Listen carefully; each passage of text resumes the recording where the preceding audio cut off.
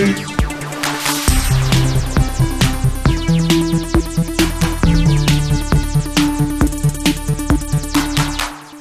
everyone, GameFace is back. I am back. Shane is back. Everything's all good? It doesn't feel like everything's all good, Matt. No. Oh my man, it's been awful. That's all I can say. Since last time I saw you guys, I have been through so much pain. I can't even put it into words. The procedure. You really didn't like Zelda. Yeah. That's been interesting too. Playing a game that you're really excited for when you feel miserable. Mm-hmm. And so you wonder if how you feel is tainting your impressions of the game. Like I was going through that for the first few days when I was in like insane pain. It has been awful. I don't want to beleaguer it. I talked about it in an episode of Ask Shane Anything that we published today for our patrons.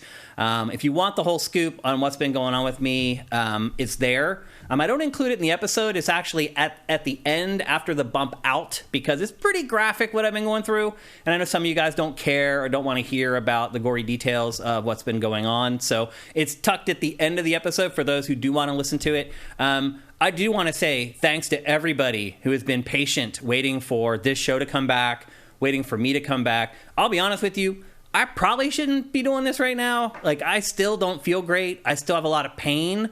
The advantage of me being at home is that how I sit matters a lot. And as I start to feel pain, I can move and shift if I'm on the couch and make it go away. Here I have just this chair. And so if I start to feel pain during this episode, we're going to shut it down. I'm just telling you right now. I'm going to go as long as I can. So I don't know how long that's going to be. I'm going to try to make it at least through our Zelda conversation. That's my big goal for today. If we make it to like 2 hours, to me, that's awesome. Like I'll be very, very happy with that. So, but the thing is we're going to come back here on Thursday and we're going to do another episode because tomorrow is the big Sony not E3 press conference. Mm-hmm. One thing I do like, Matt, is that we're getting some of this stuff earlier than we normally would because they aren't adhering to the hard dates of the E3 window now. So Sony's E3 press conference is basically tomorrow, and then we'll be back the day after to go through and do analysis. And I think by then I'll have played at least one other game as well to talk about. But again, I want to thank you guys. I want to thank all our patrons, the ones who stuck with us and didn't drop their pledge while I've been going through this. I will say this, it's been very hard to sit on the couch and in crazy pain and keep getting alerts of people dropping their pledges on our Patreon. I don't know if humans are supposed to do the stuff that I've been doing because it sucks. That's all I can say. I shouldn't be thinking about this stuff when I'm trying to recover from a major surgery, but I don't have a choice. So I don't want to dwell on the people who are like, screw you, Shane. I don't care what's going on in your life. I'm dropping my pledge. I want to focus on the people who stuck around. I really, really appreciate your patience through this last week and a half, 2 weeks. The timing was terrible with Zelda coming out, one of the biggest games of the year. It did afford us, both of us, a lot of time to play it at least. Mm-hmm. And we are going to finally discuss The Legend of Zelda Tears of the Kingdom today on GameFace. Excited about that because I spent like 40 hours playing the game, feeling down and out over the last week and a half or 2 weeks. And thanks to everybody who's here in the chat today and live to watch the show. You guys make the show better. We were gone for 2 weeks. Every time that happens, our live audience is smaller when we come back, and we have to slowly build it back up again. So thanks to everybody who's here live in our stream and in our chat for today. It means a lot to me. Everything you guys have done means a lot to me. Our patrons and the people at sifted.net, you guys have been amazing. Thank you. I needed it. It's been really tough. So here we are. We're back. We should be back, barring any major setbacks with the procedure that I had. We should be back and good to go here for the foreseeable future. And we do have a huge game to talk about with you guys today. I do realize you've heard excuse me, about Zelda from everybody now but us. Mm-hmm. So it'll be interesting to see how our opinions kind of dovetail in with the impressions that you've heard already and what you guys have experienced yourselves actually playing the game. So we'll get to that in a minute, but we do have some housekeeping to get to first. So as I said, another episode here in like 2 days on Thursday. That's pretty much unheard of from GameFace. But since this episode is going to be smaller, that one will also be smaller. Overall, you'll probably get an extra hour of GameFace for the week than you normally would. I'm trying to make up a little bit for the time that was lost while I was dealing with my surgery and my recovery. So anyway, as I said, PlayStation Showcase is tomorrow. That's going to be a big deal. What are you expecting to see in that, Matt? I don't know. I mean, I guess Spider-Man. They said several new massive game reveals. I mean, there have to be because they're kind of out of games at this point. Everything we know is coming out come out except for Spider-Man at this point. They have the 10 games as a service that we've been waiting to check out for a long time. I think some of those are already out or already killed. I think we're already... When you say already out, what do you mean? I think there's a couple things that they already maybe consider games as services. So I imagine we'll see... So you think there's only like 8 or so left to see? I imagine we'll see Factions. It's probably long past time for Factions in Spider-Man 2, but like... Spider-Man 2, we'll see the Naughty Dog Factions multiplayer game. Yeah, and just new things, I guess. Will we see Jade Raymond's new game? From Haven? No. You don't think we even see like a trailer for that? Probably not. No? How many of those games as a service do you think we'll see? 2. Just 2? Yeah. Although I don't know. Feels like they need to show a lot more. Well, I think they will, but I don't know how many games as a service. I mean, again, you got to wonder what games as a service means to them. Like, either in a certain world, Marvel Midnight Suns is a game as a service because they kept charging for DLC. Right. So who knows what they're calling that? But we'll see. I don't know. I think a lot of what we're going to see tomorrow is probably just new. Like, what about third-party exclusives? Everyone thinks that we're going to see the Metal Gear Solid 3 remake, Snake Eater remake, but now there's rumblings that it's actually not PlayStation exclusive, that it's going to come to everything. And I don't know. Silent Hill 2, we'll probably see that remake. Yeah, I would imagine Silent Hill 2 would be in there because that's got to... We already have a trailer for it. Yeah. Yep. Trailer's coming out in October, probably. So. Yeah. What else is there? It's hard to think of a lot of Sony properties that we're waiting on. Still, we might. I don't know if we'd see a lot of it. We might hear whatever Media Molecule's working on next. Now that they've moved on from Dream. Yeah, because they also, perhaps strategically, made that announcement here a month and a half ago, maybe to set it up for this big press event. So it should be awesome. I mean, it should be the biggest event for PlayStation for the year. Hit the this stupid Twisted Metal TV show pretty hard. Yeah, I mean, they'll probably, with the success of The Last of Us, they'll focus on that type of stuff. Yeah, I wonder if they'll be like a collection or something. Maybe. It would feel weird to not have a Twisted Metal something available on the PlayStation Store if people watch that show and for some reason want to play the game afterward. I don't know. Yeah, and maybe some stuff. I don't know. Maybe they'll announce. Well, I already said like you'll wait 2 to 3 years for PC ports. So maybe we won't hear about a Forbidden West. Bloodborne on PC, maybe? I don't think that's ever going to happen. No. I mean, I guess it could in the wake of Elden Ring selling as much as it did, but I think everybody involved knows that Bloodborne is not Elden Ring. Yeah. I don't know. Like the only other thing I would think is like in that situation, you'd be like, well, what if we had them make Bloodborne 2 in the style of Elden Ring? Big open world thing, but there would have not enough time has passed for that to have anything to show yet. Yeah, I'm struggling to think of big Sony first party IP that we're kind of waiting on. Can you think of any? I mean, other than like stuff that's kind of dead, like Killzone or Ape Escape or dormant. I mean, I'd love to see a PS5 Colony Wars, but I don't think that's going to happen. Yeah. The Last Guardian 2. I mean, what are those guys doing? Right. The team. They got to be working on something. Yeah. I can't think of anything. I can't either. Yeah. That's why I think we're going to see maybe a couple more of those games as a service then. I guess Uncharted. Yeah, we're kind of ready to see the next Uncharted. They really seem to imply that Uncharted's done. Naughty Dog, I believe. Sly Cooper. Yeah, I mean, Sly, that's one. I feel like Sly is over. I mean, I feel like all the 3D platformer stuff from PlayStation's kind of over at this point. Infamous is... What's Sucker Punch doing? That's a good question. Maybe we do see the next Sucker Punch game. Yeah. Sony Bend, what's it up to? I thought they mostly shut that down. Seemed like it. Now they're kind of like a service studio. Yeah, it seems that way. So a lot of mystery around what's going to happen tomorrow for the big PlayStation showcase. It should be awesome no matter what. We're excited about it. So excited about it that we're going to be back here on Thursday to talk about it. A couple other things to discuss before we head into the bulk of the show. Another thing that happened that was a big deal, Matt, that you and I kind of missed out on, again, because of my surgery, was an interview that Phil Harrison did with Kinda Funny's Xbox pod, Phil Spencer. With Kinda Funny's... I know it's tempting to call him Phil Harrison. It is, yeah, because they're kind of starting to feel very similar. Yep. Phil Spencer... That's mean. It is mean, yeah, and not fair, actually. It's not. Phil Spencer did an interview with Kinda Funny's Xbox podcast after the whole debacle of Redfall kind of fell out, and He said some strange things in that podcast. Basically, he intimated that the console war was over last generation because everyone decided that they wanted to build their digital libraries on PlayStation. And he seemed to think that ever since PlayStation 4 won, everyone's digital libraries are mostly on PlayStation, and trying to pry them away from that ecosystem to make them start all over again on Xbox is pretty much impossible. How do you feel about that? I think he has a pretty good point. I hadn't really thought about it at all until he brought it up, honestly. Yeah, like it explains the Game Pass move a little more clearly, because you think if you don't think you can get people to invest in building a library on your platform because they already feel like they have one on the other platform, then it makes a lot of sense to start this service that basically gives you a constant temporary library.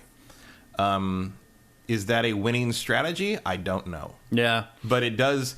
I think that did illuminate things a little bit. Maybe it doesn't give us more information on what kind of numbers they're looking for, but we've been wondering for years, like, why are you doing this? Like, how did this come about in the sense of, like, this is our big strategy?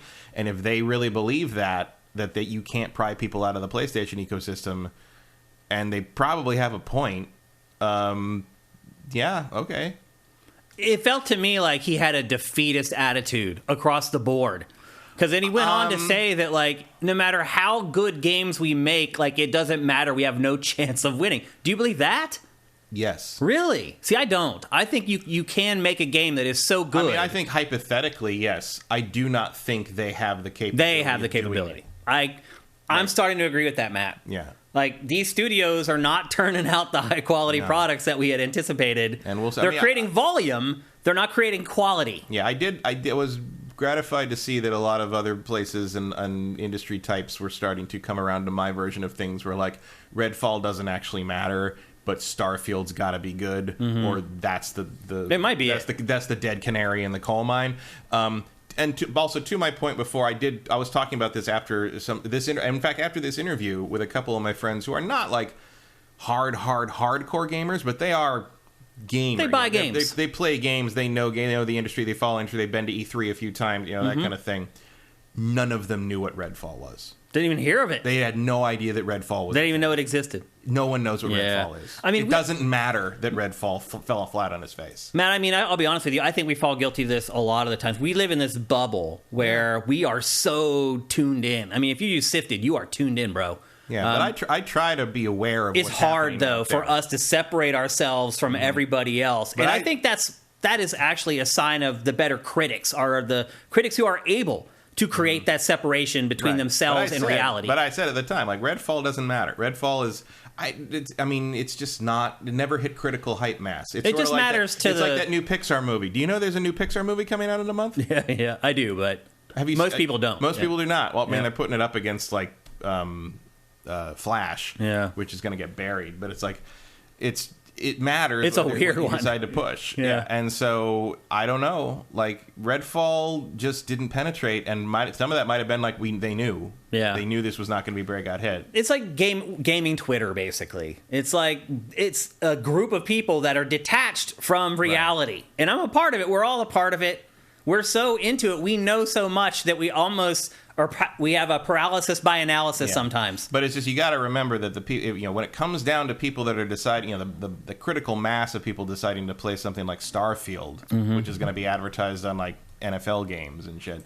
None of these people are going to be looking at that Starfield download screen and be thinking, well, but Redfall wasn't very good. Like, no one makes that connection outside of people like us. But I think what they do instead is when they finish Starfield, they go back to Game Pass and they look at what else is there. And that, to me, may be the epiphany. Well, by that point, Redfall will be buried in the algorithm, and they'll just be like, I don't know, I guess I'll play Skyrim again. No, my point is that, like, there's nothing there. Right. And if Redfall had been a good game, then there might have been something to fall back on. I think they're hoping that Starfield takes them a few months. Yeah. So they can have Forza up or something. Yeah. Or maybe Forza comes out before that. Who knows? There's rumors that Forza might be August. Yeah, I mean, that makes sense. It should be out already, if you ask me. Well, yeah, but I mean, it's not like you can get super excited about that game because it's such a known quantity. And I mean, I think that's the problem, Matt, is I'm struggling to find any games in the first-party catalog at Xbox that I'm really excited about. Well, there are games that I'm really excited about in their first-party catalog, but they are hypothetical at this point. Like, I'm really excited about Avowed, but I don't know if I'm going to be playing that before 2026. Yeah. Like there's nothing to look forward to in the immediate future. And that lack of surprise and that lack of mystery and that lack of wonder has been Xbox's like biggest Achilles heel for years, because for so long it's just been Halo, Gears, and Forza. We know what those are. There are no surprises left in those games. And like Horizon a little bit, if Horizon freshens it up a little bit, Gears 5 freshened it up a little bit, but the formula is still the formula, and there's just nothing to wonder about. There's nothing even this trailer for Fable, I'm like, God, what's this Fable reboot? How many times have we run this trailer now in GameFace, Matt? I'll probably be 50 by the time we've run this trailer probably like 50 times at this point in GameFace, and here we are. We still haven't seen a frame of this game yet. No. And we're still waiting, obviously, on Hellblade 2. That game seems like it's in development hell. Yeah. But again, with all these games, with the exception of maybe Fable, I don't see games that are going to move the needle. I just don't. Like, they need that game of the generation. Hellblade could. Like, there are potentials in here in the same way like an Elden Ring. Who would have thought that a Dark Souls descendant would sell 20 million? 20 million now, yeah. But even at launch, it was like it hit 10 million real fast, and like not Zelda fast, but it hit it, and it's like for a long time, anyone, including me, would have said like the ceiling for one of From's games is probably 5 million. Yeah. But they broke out of it. Anything has the potential. Well, they changed their formula a great deal. But anything has the potential if you really like workshop it and make it something special. And this could be that. Anything they're making could be that. But like, it doesn't matter if they're not here. If you're not able to play them. Yeah. It's been a struggle. Even with all the blank check that he was handed by Microsoft to do basically whatever the hell he wanted, it has still been a struggle. I mean, I think we are going to see them give him a chance to get all these things out.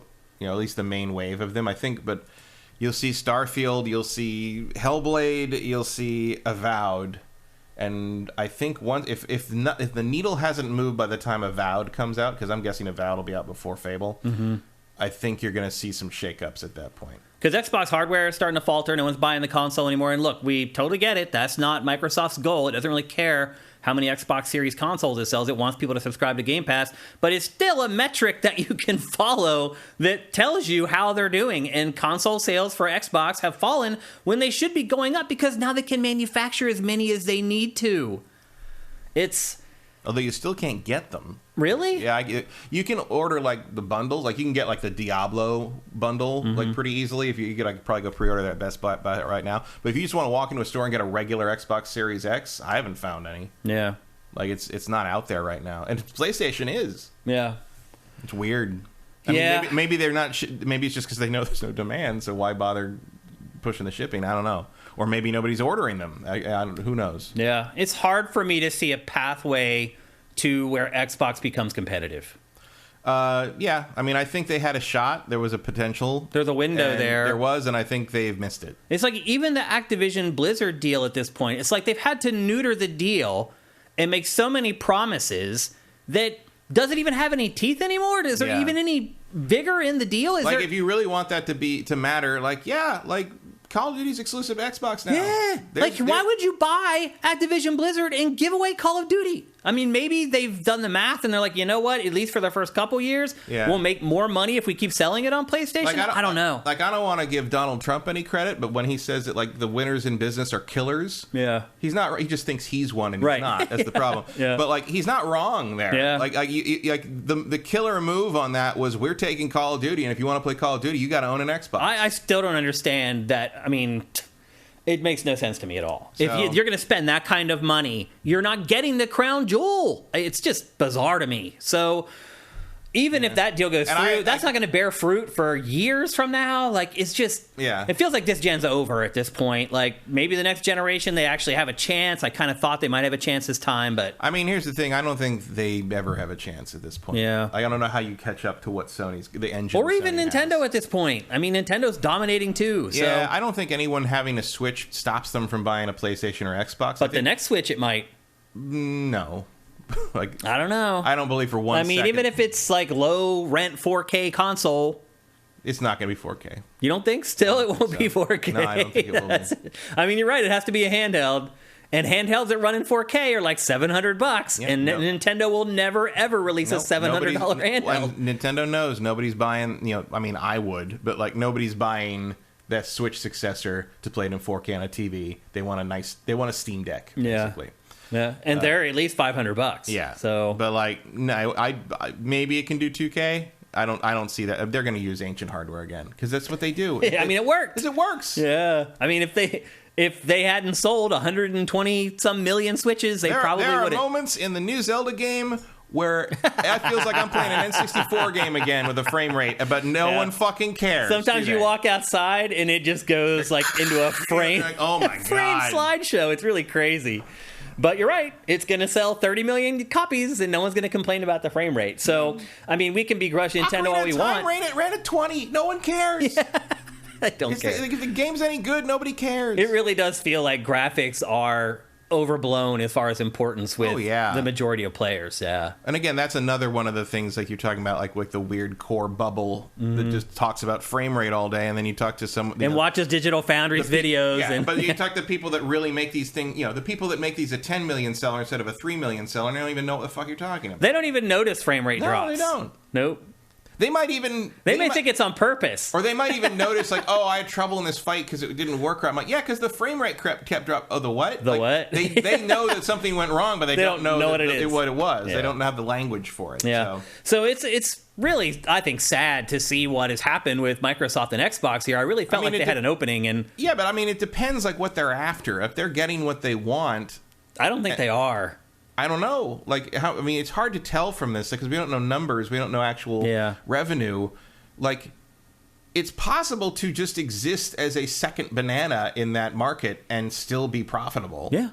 Infinite growth. It's possible for all three to win. Yeah. All three can win, Matt.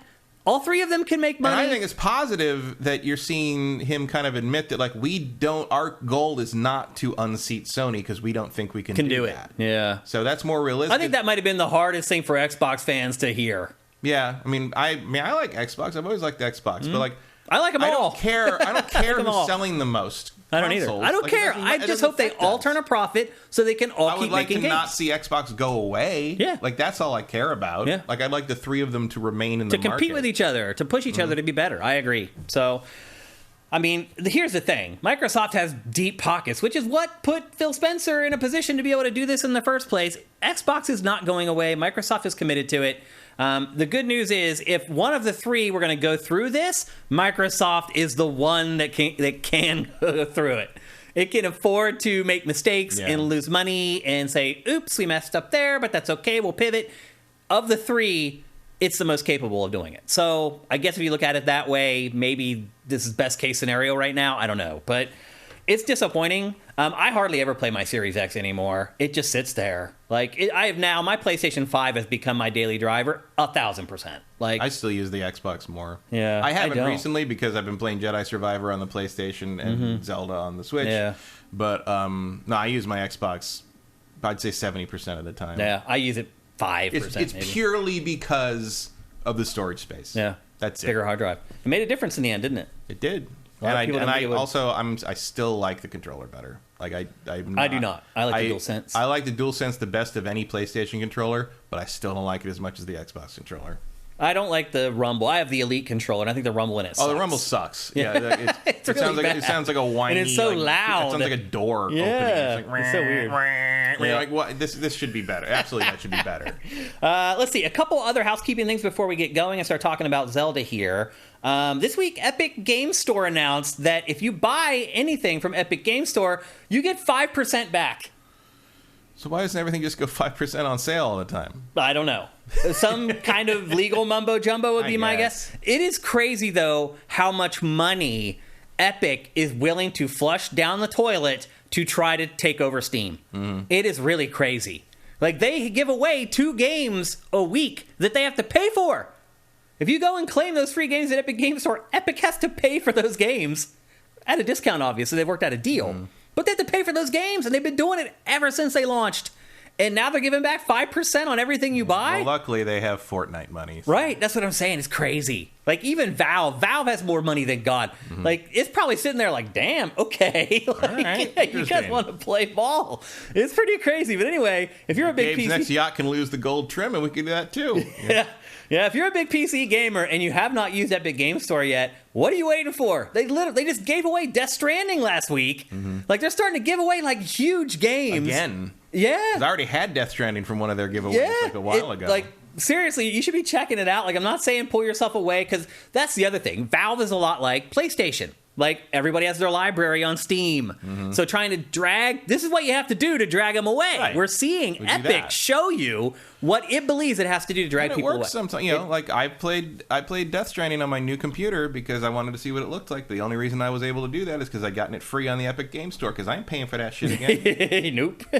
Like, yeah. So anyway, if you're a big PC gamer, definitely worth something checking out if you haven't checked it out already. Mm-hmm. We also finally got some information on Grand Theft Auto 6 from the official channels at Take-Two. Take-Two's yearly financial report, they basically said it's coming out in the next fiscal year.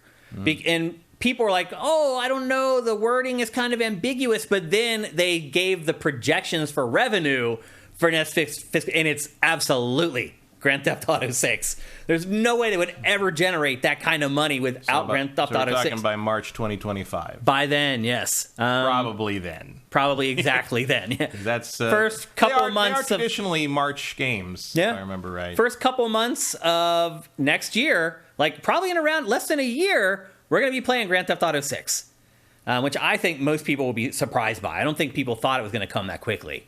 So that's big news.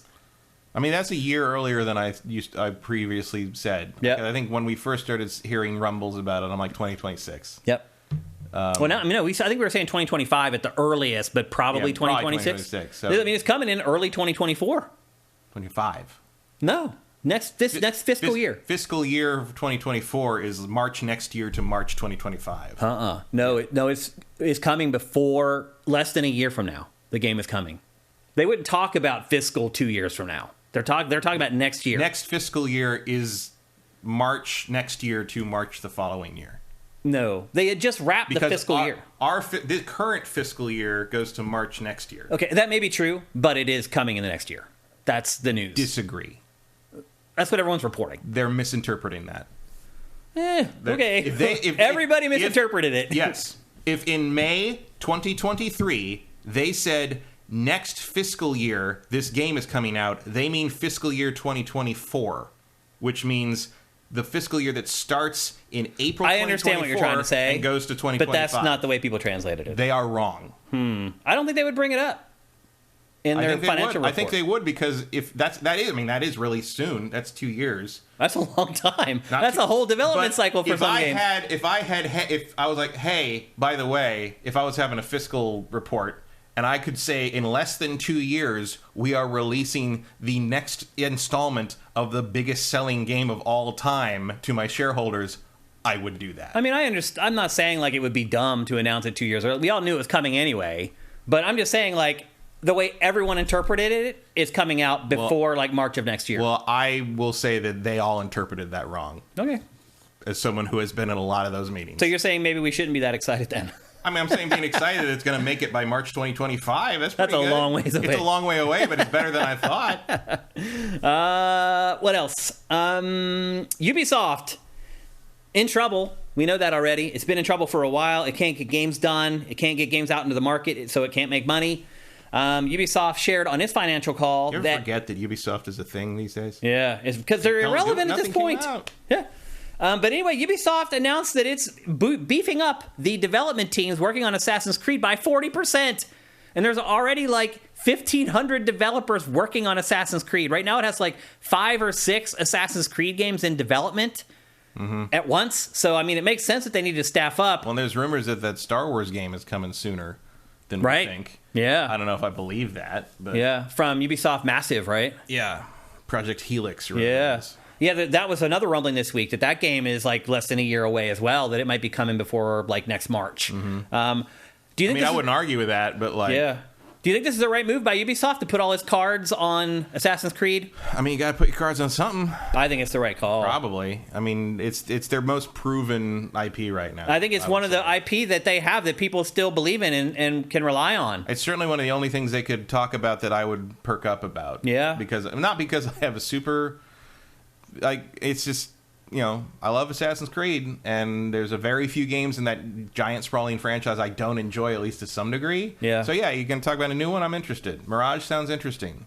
That also, by the way, rumors swirling, is coming in October of this year. That would be very impressive, because I had pretty much given up hope on that for this year. I'm kind of thinking it's still not going to make this year, and it is on my fantasy team, so we'll see how that goes, but the rumor right now is like October.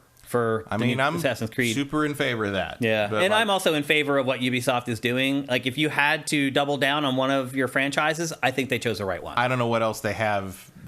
Far Cry, the last one did not do well at all. Last two, really. Yeah. I mean, not Far Cry 5 did well, but like the spin-off was not.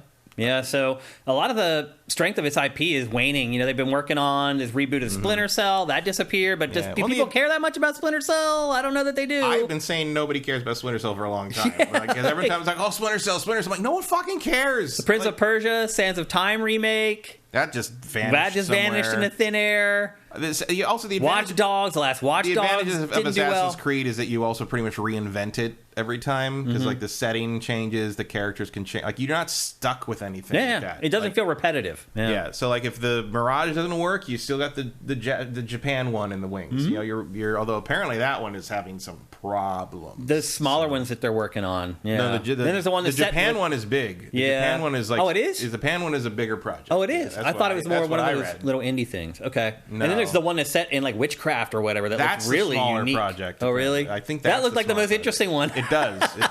I mean, obviously, I'm interested in Assassin's Creed feudal Japan or ninjas and stuff, but also like Ghost of Tsushima kind of pulls the bloom off that rose a little bit, because they did that so well. They were kind of like, now you got a comparison point. Yeah. Maybe it'll make their game better though, because they have that point to work from. They better, or they're screwed. Yeah, for sure. So anyway, that's what Ubisoft is up to. And then a little bit of bad news, although maybe, Matt, I don't think you'll consider it bad news. No. In fact, I was stunned anyone even thought this was a thing. Really? Because if you watch the debut teaser, it seems like it kind of hints at it. It absolutely does not. No?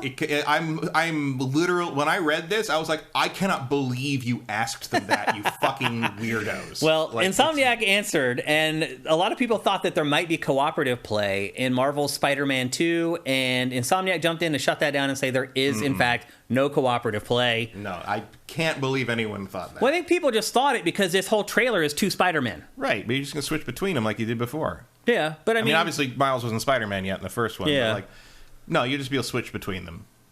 And maybe there'll be different storylines, or maybe I don't know if you'll be switching between them manually, or if you'll be switching between them as the story makes you, or if there'll be a Miles story and a Peter story. Like, obviously you can do different things for that.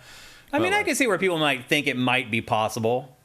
That's so not the vibe of this series. Like, I mean, I get that, but you also have to feel like, okay, maybe Insomniac would like to break some boundaries and do something different with the next one. So, I never even occurred to me that would be a thing. Okay, well, the good news is it's not happening for you. Single player only for Marvel Spider-Man 2, and I suspect we will see the first big gameplay chunk of that game 24 hours from now in the Sony show. Well, yeah, because all we have is that. That's it. And you see how quick it is. It's like 15 seconds. So if they really want to make me laugh, they'll start the new trailer with that shot. Yeah. Of the trailer. I'm like, please, give me that. Do that. Make that the cover. Yeah. Yep. And that's it for our housekeeping for today. As always, I want to check in with you guys before we get on with the show proper and see what you guys are saying today. Lots of Twitch Prime in here, which is awesome. We just got the payout for Twitch Prime, and it is, again, was the lowest that we've ever had. It is just constantly shrinking. I don't know what we got to do to change that. I really don't know. I'm kind of at my wit's end. I feel like I've tried everything at this point. But I put a lot of time and effort into Twitch Prime, and it just goes down. So maybe I need to reconsider that. Delfino notes that when the first one came out, I was confident more Miles Morales would indicate a co-op sequel. That was before they made a Miles Morales single-player spinoff. Right. When he got his own game. That indicated to me what their plan was there. So that, obviously they went in a very different direction there. I want to scroll up and make sure I thank everybody, because those of you who are still doing Twitch Prime, it makes a huge difference. Like, we really need that money. And there was a yeah, there's tons of them. I saw them when the show first started, and I want to get to all of them if I can. El Guapo 3385, thank you. Demon Souls PC, Vincent was saying. That's possible. Time's about right for that. Or a Demon Souls remake. That was a remake. Yeah, you're right. Duh. Yeah, you're right. So you're right. The remake for PC. Yeah. In 3 years. It'll be 3 years. Yeah, the timing is right for that. That's a good call, Vincent. Review group. What will be Sony's one last thing? Game to close the show. I really don't know. I think if it's anything, it's going to be like Jade Raymond's new game. Could be. I mean, also, actually, the other thing that I bet will be in there is some kind of Gran Turismo DLC expansion thing, because to go along with the movie in August. Yeah. Swan Senpai says, I'd love a new Uncharted. Do you agree with him or her? I don't know if you're a guy or a girl, Swan Senpai. So. I think it's maybe better to just let Uncharted lay. I'm not really all that excited for another one. I mean, we all know I didn't like 4. I did like Lost Legacy a lot, but like, I'm done with Nathan Drake, I think. I wouldn't mind spin-offs to focus on other characters like Chloe. Like, I enjoyed playing as Chloe. But like there's room for that formula, but like, I think the Nathan Drake story is over. Like, or even like games starring Nathan and Elena's daughter. I would maybe play those. Lots of people talking about Phil Spencer, saying that he sounded defeated, but other people saying Veritas says that he was 100% right in that interview. I don't think anyone is arguing that he wasn't correct. No, Just as a leader, sometimes you keep that stuff to yourself. Like, you don't always go out in public. Yeah, but maybe the interesting part of the interview is his choice to actually say that, not that they believe that. Right, yeah. Kevin Roth, good episode of Asking Anything. I hope some of my questions will be used in later episodes. They absolutely will. I should have mentioned, by the way, that you guys have come through in spades. So creating that new forum thread for you guys to ask me questions for Ask Shane Anything was one of the smartest things I've done in like recent memory. I now have dozens of questions where you guys are going to get Ask Shane everything or anything every week for a long time to come. So thanks to all you guys who went in there. Don't stop. If you think of a question for me at any time, hop into that thread and put it in there. I'll eventually get to it. I promise you. Review group. Starfield has a lot of pressure on it. It sure does. It's kind of make or break for this whole sort of business model that Microsoft is exploring right now. It's a lot of pressure. Let's see what else. Microsoft is a charity at this rate, from Obi-Wan 9000. I mean, it is hemorrhaging money. Like, when do you make all that money back for that Activision Blizzard purchase? Basically $70 billion. How long does it take you to make that money back? Well, I mean, you're raking in money from all the platforms at that point, so maybe not that long. Yeah, I don't know. It seems crazy, though. Danboy90, my Game Pass sub ran out in December.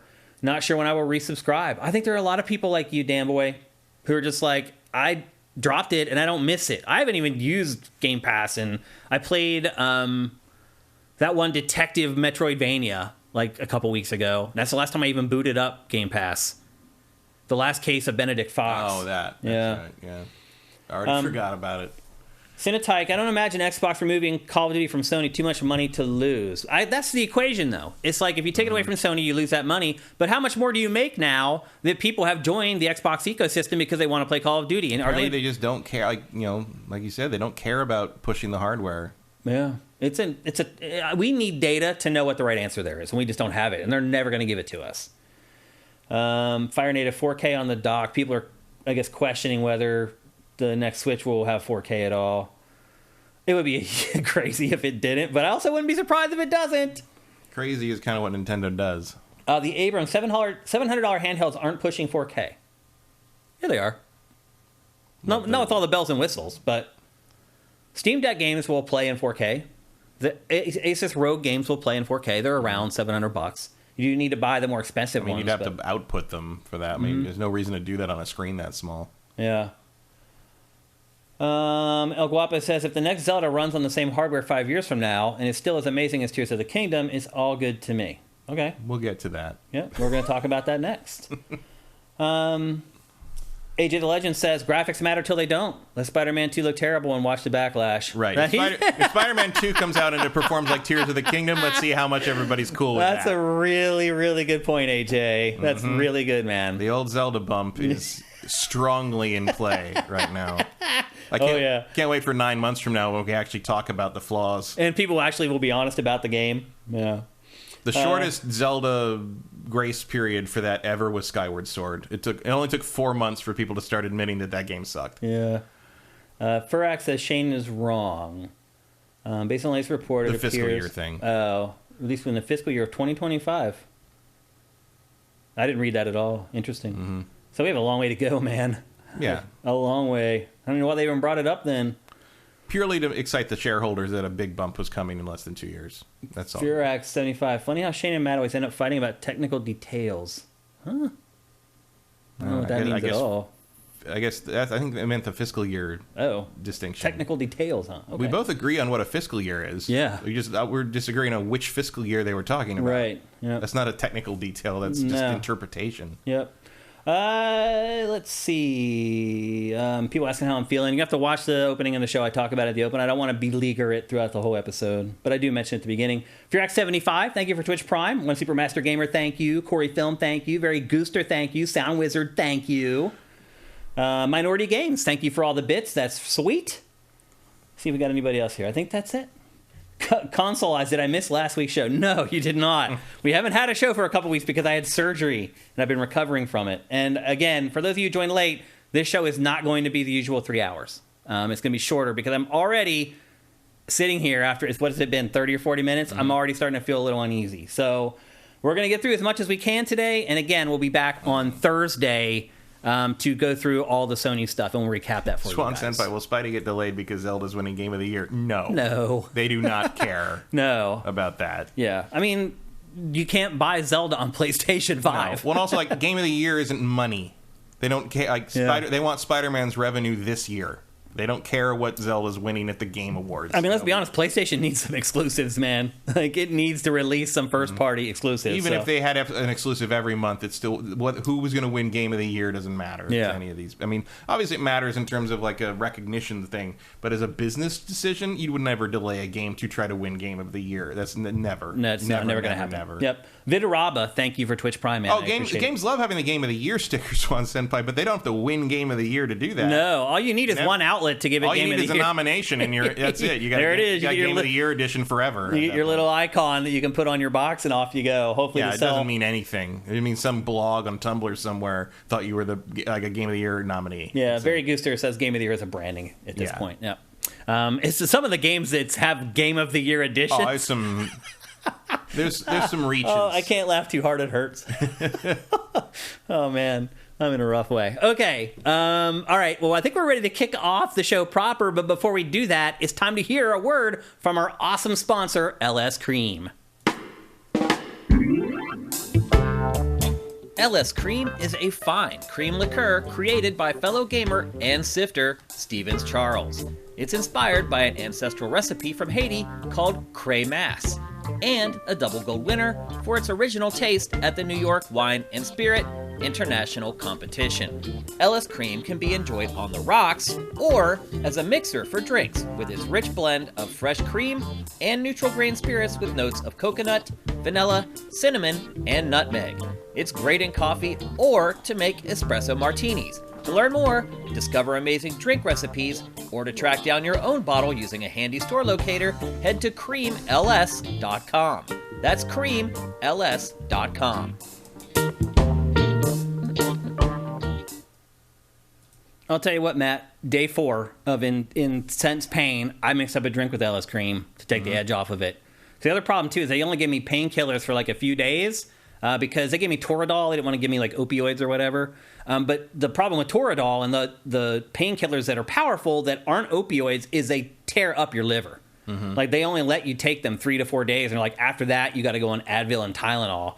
And I was in so much pain still, and I ran out of my pills. I mixed up a drink with LS Cream to take the edge off of it. And it was delicious, I would add. So go to creamls.com, support our sponsors. The person who owns LS Cream is a gamer just like you and I. He's a sifter just like you and I. Go to creamls.com. There's a store locator there. The history of the drink. There's recipes there so you can make those awesome drinks you just saw in the ad.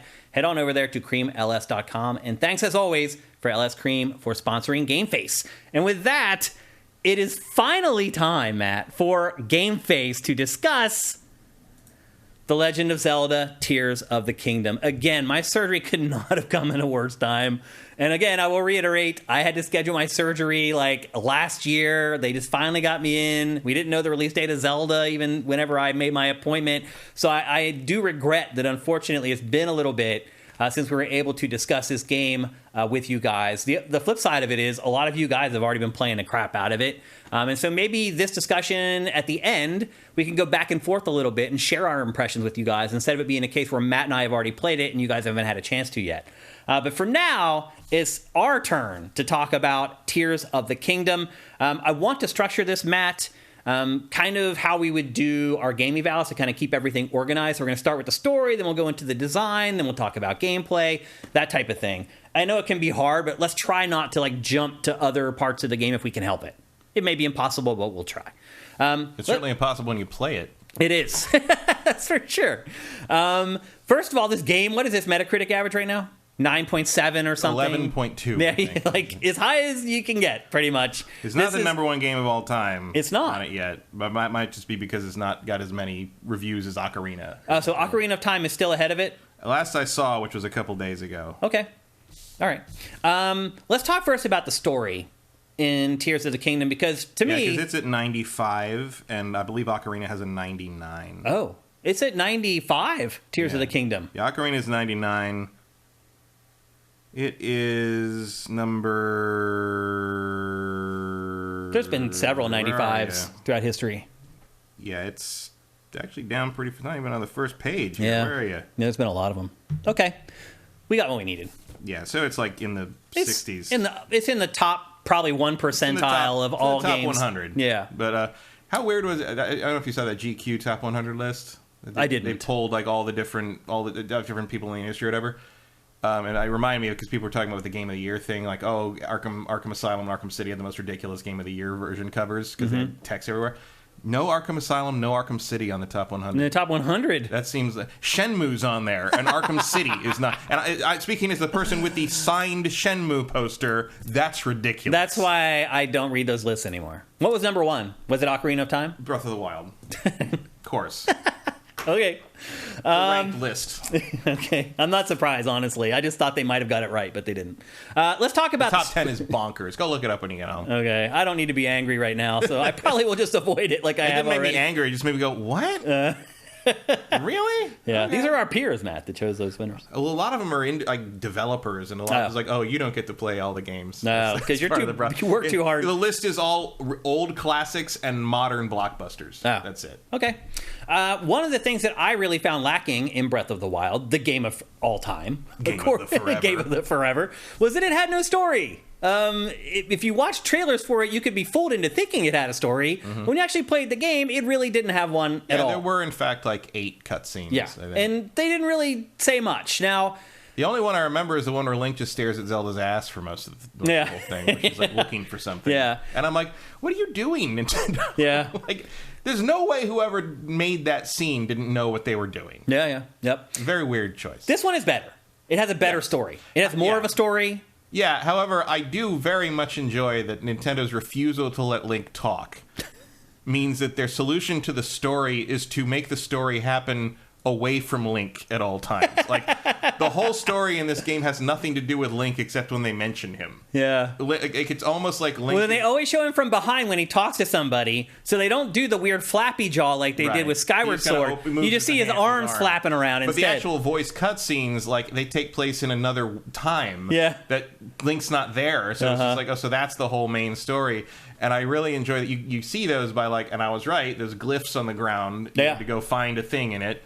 And like, but notice that I picked up on that, and it did end up being something significant. By the way, our little frame-by-frame analysis of that Zelda trailer ended up being damn good. Pretty close. Like, so we didn't know if like those guys were actually going to fight alongside you, taking over the outpost, and they do. Like, it's a mechanic. Here we are jumping ahead already. Right. Anyway. But like when you long. When you find the little pools of water that give you the tears of the kingdom, that, like, tell you they each unlock a new cutscene. They're all out of order, of course. So you're like, what are you doing? Okay, well, but I love that you watch the cutscene and that comes back and Link's like asleep. And he just kind of goes, what? Yeah, he jerks to attention. I'm like, me too, dude. I get it.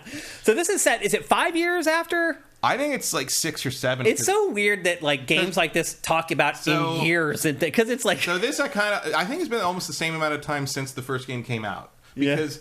Like as if it has existed in real time. Kinda, yeah. Well, because if you remember, one of the things in Breath of the Wild was getting that guy, the construction guy, and the Gerudo woman together, and that was one of the side quests. And they have like a 6-year-old kid in this game. So I think it's been like 7 years. Okay. Everyone in this game has aged properly. They have. Like, they've all kids from the first game grew up. Like they did a really good job on that. I thought. The continuity there is great. Actually, one of my favorite things in this game in that regard has been like with a "Where are they now?" aspect. When you get to places and you see what everybody's doing now. Well, also everybody's like, "Where the hell have you been?" Yeah. Because Zelda and Link have disappeared for like a while. Yeah, it sounds like it's been months, maybe a year since they disappear at the beginning of the game. Castle comes up out of the ground and goes up into the sky, and they have not seen Link or Zelda since. And as it turns out, because it's like still like a new thing. The upheaval's still a new thing, but everybody's sort of adjusted to it. They moved on. Yeah, so clearly it's been a while, some time. So meanwhile, Zelda and Link are down in the basement basically, and the scene that we're seeing right now,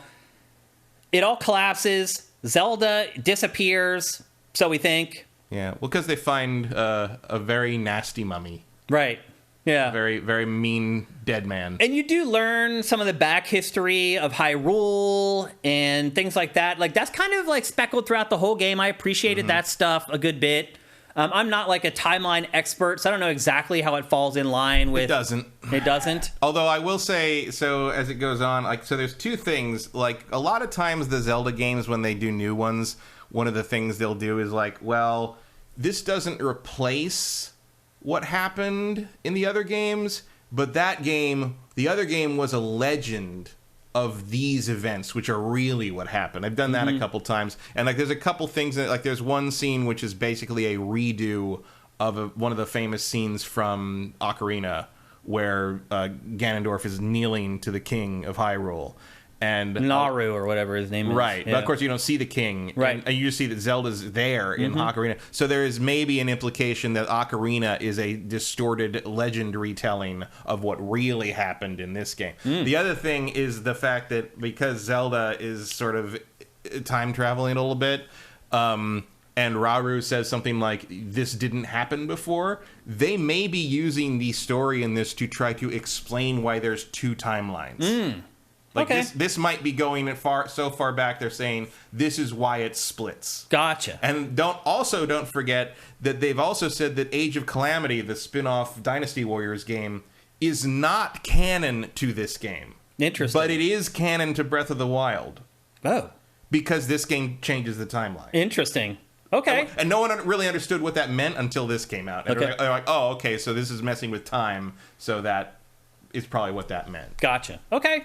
And so what it ultimately becomes is another quest to rescue Zelda.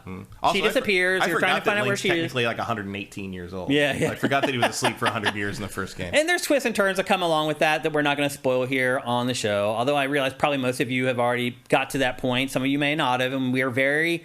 And somebody went after us about spoiling stuff on Twitter like a couple weeks ago. I was like, what are you talking about? We're very, very careful not to spoil things. There are people who think casting announcements are spoilers. Right. I mean, the spoiler thing is nonsense. Back when I was a kid, there was no such thing as spoilers. You saw a movie and you told someone how it was, and all they would say at most was, don't tell me how it ends. Yeah. That's it. You're right. Now if you say anything, it's like, oh my God, you spoiled it all. There's opening credits, spoilers. Like, it's just stupid. But the overall quest basically is to rescue Zelda. She's disappeared. You don't know where she is. And again, there are some twists and turns that come along with that maybe Zelda isn't quite who you think she is. So there's some intrigue along the way, and then probably the biggest quest thing you have to do is there are 4 locations. Yeah. Although if you're collecting the cutscene teardrops, they blow that reveal in a weird. Oh, they do. You're right. Way. Like it's like, oh, so I guess now I just have to watch everybody be wrong for the next 20 hours. Yeah, because it lets you play in whatever order you want, and you're right. They did not do a good job of making sure if you choose a certain path that it won't spoil what's going to happen on the other path. And you can't really say that a game, like, the work itself spoils itself, but it's like, it's probably not the ideal way to discover that information. Yeah. You know? And at some point, I know there's like a more dramatic reveal of it. I'm like, yeah, I know. I was going to the geoglyphs and it showed me that. I know. I know everyone's so shocked. I know, but Link can't talk, so he just has to sort of sit through it. So. And there are sort of like smaller stories that are contained with each kind of race inside Hyrule. For example, you go to visit the Gorons, and they're all addicted to rock. They're literally they're all addicted to crack. Rocks. Yeah. I mean, it's like the euphemism is there. Yeah. It's like they're addicted to crack. Rock. I mean, it's like, really? It wasn't even try to be subtle. Like, and your goal there is to try to get them all from not being addicted to rock. Yeah, there's a big problem you have to solve at every place. Yeah. I do appreciate that the Gorons, I guess, not so much, but everywhere else, like, you really do change the location after you solve the main little quest there. Like, like, I am very impressed by. I mean, for although they reused the map complaining early on, they made it very, very different. And like, I'm very impressed by how different things are when you get there, and then once you complete the things you're supposed to do. Yeah, it transforms those areas in a lot of ways. It really feels like you made a difference, basically. Yeah. Generally, I would say the story in this is a pretty significant bump up from Breath of the Wild. It is definitely, it is more present, it is woven more through I will say that it still is about on the level in terms of performance and presentation with like the shows my nephew watches. The writing and some of the stuff is so bad. It's real Saturday morning cartoon. It's weird. It's because look, normally like the people who translate the games at the Treehouse here in North America, they typically do an amazing job. Yeah, I mean, I don't think there's a translation issue. No, there. But it's written for like literally like 5-year-olds. Yeah, it feels like it's written for grade schoolers. Yeah, like they use the word "kill" a lot. Like, you're gonna need to kill them, and I'm just like, what, dude? Like, I don't know. That is interesting. I actually did notice that because usually, especially for stuff aimed at younger audiences, they will say "destroy." Yeah. Instead of kill. But they just like, we gotta kill them all. We gotta kill them. Yeah, we gotta kill that person. Like, okay, whimsical bird man, I guess we'll kill them all. And then they have somebody reading it, and it just sounds absurd. Yeah, but like especially with this stuff, and there are weird little things where like every time you do the solve something with one of the sages in the various places, you get a big info dump about what happened back in the day, and after with the imprisoning war, is that what they call it? Yep. And at the end, every single one of your sages at the end of that info dump goes, so that was the imprisoning war. Yeah. And it's just like, it's a very specific translation of a Japanese phrase that basically means I understand what you just told me, but it's often translated as like, so that's the power of the Dragon Balls kind of thing. Well, all those cutscenes are basically identical. Weird. Yeah, they're all very identical. Because you can do them in any order, so you can't assume kind of knowledge. Have to be. Yeah. And by like the third or fourth one, you're like, I heard this already. Like, can you just shake my hand, give me your power, and we can go? Like, you figure this out, but we gotta go. I gotta go. I don't know, ride a horse somewhere or something. But generally, the storytelling is better. The story itself is better. Cutscenes far more prevalent. I believe better produced, but I think so. They're more involved. There's like the side quests are more interesting. There's a lot more of them. The world feels more alive. I mean, it's still empty in between places, but there are more places. There are more people at those places. Hyrule feels like a more lived-in world. Oh yeah, absolutely. It's a massive upgrade from kind of the emptiness of the first one.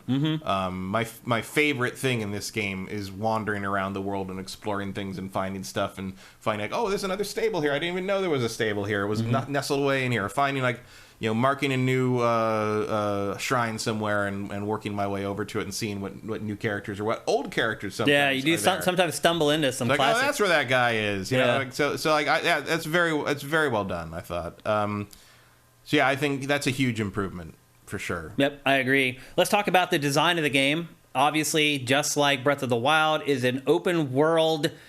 It's not an RPG, Matt. No, it's a sandbox action game. It's an open world action adventure. There's no role playing in this. And this ties into the gameplay as well. There's no incentive to fight anything. I would argue that that's always been true of Zelda. There's less incentive in this one. You used to get like money and stuff when defeating enemies. Very once in a while. I mean, you get items and I never get rupees stuff. killing enemies. I get rupees when I kill the ninja guys. I don't remember that. I don't remember ever getting a rupee. The guys with the Majora's Mask. Yeah, I know who you're talking about. Yeah, when you kill them, they drop rupees. Yeah, I have not seen that. So I have not got a rupee from anyone that I've killed in this game. There's the crack there's rocks, a crack rock. Crack rocks. Yeah. Link, your shield is on fire. You want to do something about that?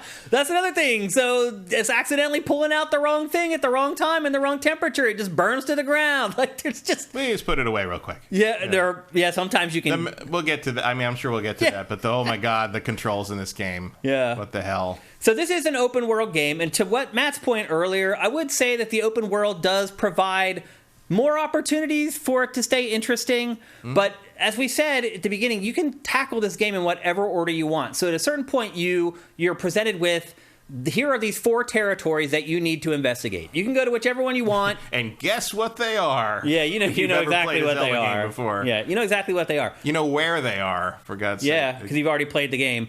But you can go wherever you want. You can get there however you want. And for whatever reason, to me, that always means that I end up stuck in the mountains, climbing over these repetitive textures, literally, Matt. So I chose the Wind Town. What's it called? Rito Village. Rito Village was my first destination.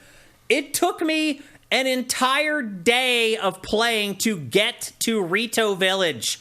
This place, right? Yes. Yeah. So I got there. I mean, look, getting places are far away in this game. I mean, it's like way too far. But like, I don't see it. So when I went to because Rito Village is also the first place I went. I think it should be your first stop because the ability you get is the best ability in the game. But like, do you think so? Yeah, I use it more than anything else. Of the allies. I use the Goron in combat.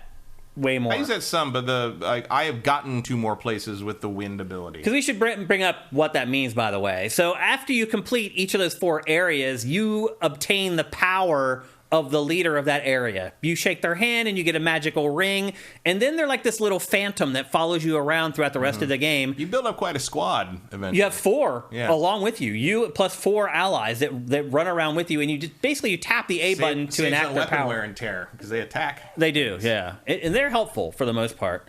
I like that because one of the things I thought was kind of weird in Breath of the Wild was like you gathered all these people and then they all just sort of hung out somewhere while you did all the shit. Yeah. And this makes it feel less like Link's working alone. I like it. Well, when we get to the gameplay section of our discussion, I have some comments about how they actually are implemented, but the design of it is good. I think the idea of it is true, and that's one part of this game that I do hope that maybe continues on in future Zelda games. I like the idea of obtaining allies and them fighting alongside you. Yeah, that works very well for me. But the game is very wide open, and you can do whatever you want. You can go wherever you want, and that can be a blessing, and it can be a curse. And for whatever reason, a lot of the time it ends up being a curse for me. I end up in these craggly mountains where you're like, do I have enough stamina to climb this peak? If you don't, you fall down. You have to start all over again. Like, so that was the first place I went. I just rode a horse path the whole way. Somehow there's a road everywhere. Somehow I ended up off the road, and I ended up running through the mountains for the entire trip. It took me all day to get there. All day. It took me a whole day just to get to the first location. I was like, what the hell is good? And that happened to me in Breath of the Wild, too. I would find myself out in the middle of nowhere climbing these peaks that all have the same texture slathered all over them, like over and over again. I'm like, what am I doing? Why am I out here? This isn't fun. This isn't Zelda to me. Like, what is going on out here? So you can get yourself in a little bit of trouble. There's a lot of times where I play this game where I'm like, should I cut my losses and just go back to a shrine that I had unlocked a fast travel point to?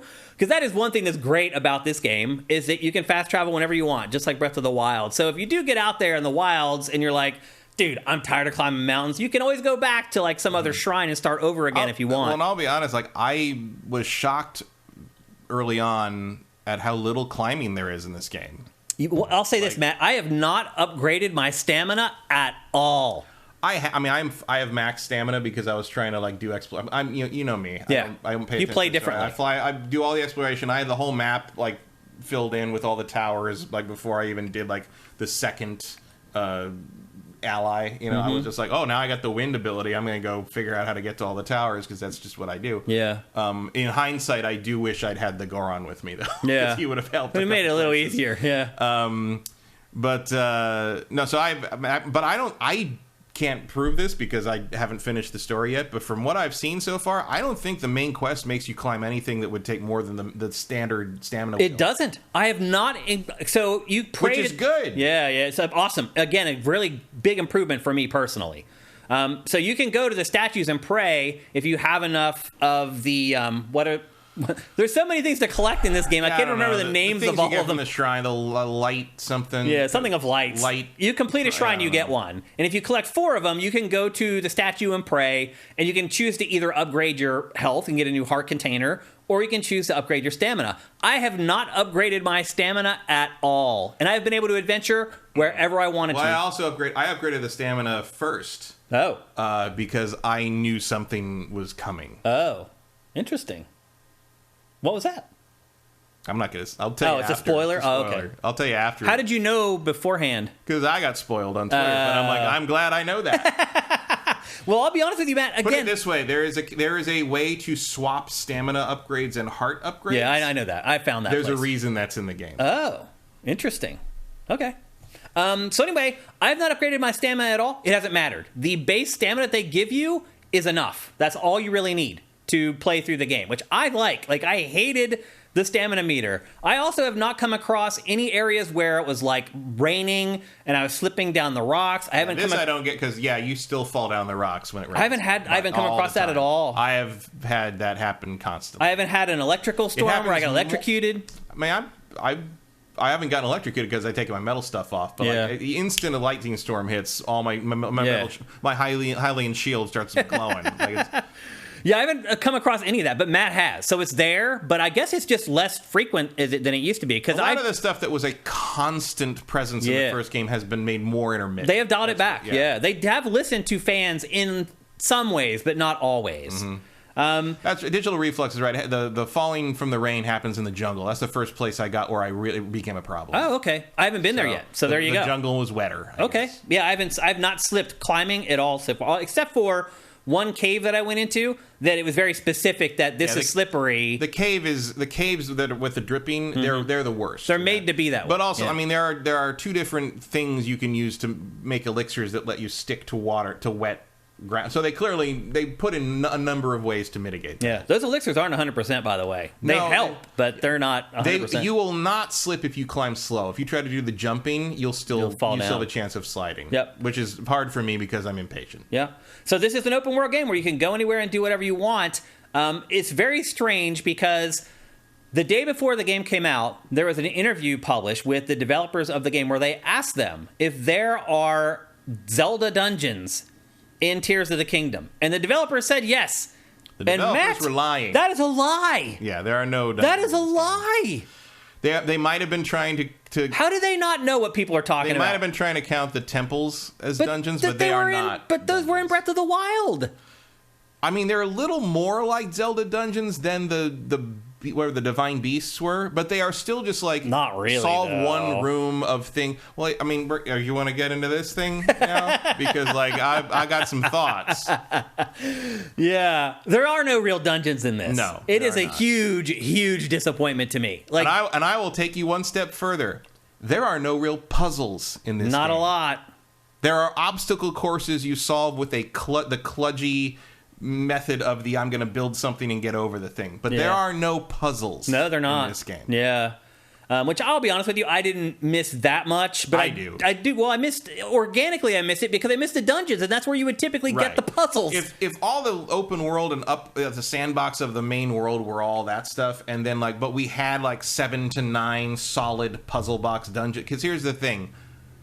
I mean, I got a lot of thoughts on the construction system. We'll talk about that for sure. So that ties into that. But my take on this is something they will never do. But you give me 7 to 9 standard traditional puzzle box Zelda dungeons where you turn the Ultra Hand shit off. Oh yeah, I mean, and I would consider this maybe one of the best games of all time. Yeah. That's a lot of work that needs to be done. They did not do that. They did not do that. There are no dungeons in this. Still, I don't understand what the developers were thinking, Matt. They know that people complained about Breath of the Wild not having... because they doubled down on the sandbox construction physics toy element of it. And I think once you do that, you have a problem because you can't build a dungeon that can't. Because look, Zelda dungeons are like, classically are basically like these puzzle boxes, and you have to move this lever over here and slide this over here and move it and open it. And when you open it all up, there's an item inside that then lets you get to a new place, get to a new puzzle box, and solve part of that puzzle box, get the next item. That's the Zelda formula. That's how the formulas work since Link to the Past. Arguably, Link to the Past and Ocarina of Time perfected that, so you kind of got to change it up. So I understand why they've sort of struggled. Yeah, you can't make the same game forever, but that's how it has traditionally worked. In this, even if you constructed one of those puzzle boxes, and they don't try to construct a puzzle box that intricate, but when they do set up like some kind of puzzle situation, the solution, because of the Ultra Hand stuff, tends to just be hit it with a hammer until it breaks. Yeah, or most of the Ultra Hand puzzles are like just build a long ramp. That too. And I cannot, one of the early, this is early on, probably first day of playing or something, when I ran into a shrine that was up on top of a tall pillar, and I looked around. No, it was that, and the other shrine was a shrine surrounded by thorns, but I couldn't burn them because there was water on them. Yeah. So because they were in a little pool. Yeah. And other Zeldas, you'd find a way to drain the pool, you'd find a way to drop a bridge to the pillar, you'd find a way to climb up to something else so you could glide down to the higher, so you could glide down to the pillar. And in the end, the solution, as far as I could tell, was just put a bunch of logs together and lay them across the thorns and walk into the shrine. Put a bunch of logs together and lay them up against the pillar like a ramp and walk up them to the shrine. And I hate that. And I know that everybody, so it's like I outsmarted the developer. No, it's fucking stupid. Everything feels like it doesn't have a real solution in this game. One point I ran into a shrine that was like a giant pachinko machine, and by the title of the thing, clearly it wants me to move the little spike things to make it drop. The ball drop. But I just walked up to it, grabbed the ball, and dropped it in the hole. Slot. It's just like, no. Yeah, I know. I hate it. I fucking hate it. We're going to get into it in a minute. Let's finish off the design section here, because I think people are going to start hearing some stuff about this game that either they didn't want to hear or they're in denial about. And I think probably 10 or 12 months from now, a lot of people are going to agree with us on a lot of this stuff. They won't fully agree with it, but they'll be like, yeah, I can see that. It's like Breath of the Wild. It's not like people haven't come around. It's like, no, it's not the greatest game I've ever played. They're like, no, it's the greatest game I've ever played, but I guess I understand how it's not for everybody. That's about as far as you can get with that. And we're there again. Well, the Ultra Hand, I don't want to talk about the implementation of it yet, of actually doing it, like the gameplay part of it, but the design part of it, like when you first start playing the game, you think it's this like open world thing where you can just freelance it and figure out cool. It's really not. Like the more you play the game, you get to a place where they want you to use Ultra Hand, and they just lay all the exact parts that you need there to build exactly what they want you to build. Right. And as you get farther into the game, they even build the thing for you and like break it in half and just ask you to reattach the thing together and get on it. So to me, it's just like, just put a vehicle there. Yeah, just give me vehicles. Just give me a freaking vehicle. Why do I have to build it? It's like I said to one of my other friends, we're talking about it, who hadn't played it yet, and I'm like, here's the thing. When you found a secret cave or something in previous Zelda games, it usually led to a secret treasure or a special item. In this game, it leads to fucking carpentry. Or arrows. Yeah, the rewards at a chest are not worth the effort. Yeah, that's part of design. How they reward you for what you do. There's again, going back to what I was saying earlier, there's no reason to engage in combat in this. None. Because it doesn't increase Link's power at all. All it will do is give you new arrows or give you a piece of frickin' amber. Well, it'll give you if you need particular enemy pieces to fuse to weapons to make your good weapons. Right. That's it. But that's you have to fight one guy to get the part. There's like 5 enemies that are worth killing at that point. Once you got to do the build up, but after a certain point, it's never worth killing a bokoblin, whatever the fuck I pronounce. I just run past them. You don't care because they don't chase you. It's like after I did it for like the first 30 hours, I'm like, I don't need more arrows. I don't need another bomb. Why am I going to waste my time standing here for 30 minutes fighting this group of enemies and I get a bomb? I feel like the rewards in this, there's sometimes, like you said, you go into a cave, you go through a whole network of caves, you get to the end, and there's just some stupid ass thing in a chest that I don't like. I don't need that. It doesn't help me. What, you don't like your decayed longsword? Yeah, seriously, the weapons. The game also does not adjust based upon you. So there have been times in this game where I have no arrows. And I'll be in a cave, and you'll get to one of those areas where they have the rubble, and you need to shoot a bomb flower with an arrow at the cave to knock it down. This is before I had the Goron, and I could use him to crash through the stuff. There's chests there. They know I have no arrows. The game knows I need an arrow to blow this up. I open the chest and it gives me like a wooden stick. It's like, what the F, man? Like, it doesn't even adjust. Like, well, that's when you're supposed to attach the bomb to the wooden stick and then throw the wooden stick at the thing. It's very sick. Well, I mean, that problem got so bad that eventually every time once I finally started getting rupees, because I didn't have any money at all for the first like 4 hours of this game. I was like, at one point, I was like, are there rupees in this game? Because no one's dropping any money. I know. They're so stingy with the rupees in this. Finally, that's why everyone's using the item glitch trick. Right. But before that was invented, I was like, well, I spent all my rupees on buying arrows every time I got to a town because I knew I was running out of arrows all the time. Why don't they give you freaking arrows? Well, the thing is, like, the way this game works is like basically everything seems to be very preset in a lot of it's all predetermined what's in the chest. So you know that what's in the giant wooden boxes is arrows. Yeah. So I got to the point where I was not assaulting like Bokoblin like a little camp. I wasn't attacking them to kill them. I wanted their fucking boxes. Right. Because that's where the arrows were. Yep. So I just go in and like whack them with a stick and kill them, and then I like destroy the box and get all my arrows. And luckily those boxes can be generous with the arrow. I mean, I have like 400 arrows now. I don't need to worry about that anymore. But like early on, it was a scavenger hunt for arrows, and I'm like, I don't feel like this is what they intended me to be doing. Yeah. Right. Why am I spending all my time running around trying to find arrows? Also, some of it is as I started watching stuff online, I'm like, oh, like, you're not even supposed to fight. You're supposed to build like some weird trap contraption and let them run into it. And like, you're not even supposed to use your weapons half the time. From what I've seen, some of the people playing this game. Like, well, you can choose. Right. Like, you can build crazy contraption that takes you 15 minutes to build. Or you can just shoot them with a freaking arrow. Right, but you also know what's way more effective than either of those things? Activating one of those flamethrower things, ultra-handing it, and just holding it in front of everybody for 5 seconds. It's like every time I really tried to engage with the building in this, where I was like, okay, this actually is a cool scenario. They've given me a bunch of stuff to build whatever the heck I want. I'm going to take the time and spend 30 minutes here building something awesome. It always was ruined by something else. So you get to the Death Mountain, and there's train tracks that go all the way around the mountain. And I see that, and they give you this big pile of stuff to build something with. I'm like, I'm going to build a freaking death train. So I put carts together, attach them together in a line, and I built this crazy Mad Max-like killing machine that had like blades on each side, so as it went around the tracks, it would just annihilate all the enemies along the side of the track. I'm like, hot damn, I build it, I jump in it, I whack it so it starts moving, and I get up, and it's like, all the enemies are off the tracks. They're 50 yards off the tracks, and then they put poles next to the tracks. So everything that I built gets caught on the things and just gets destroyed.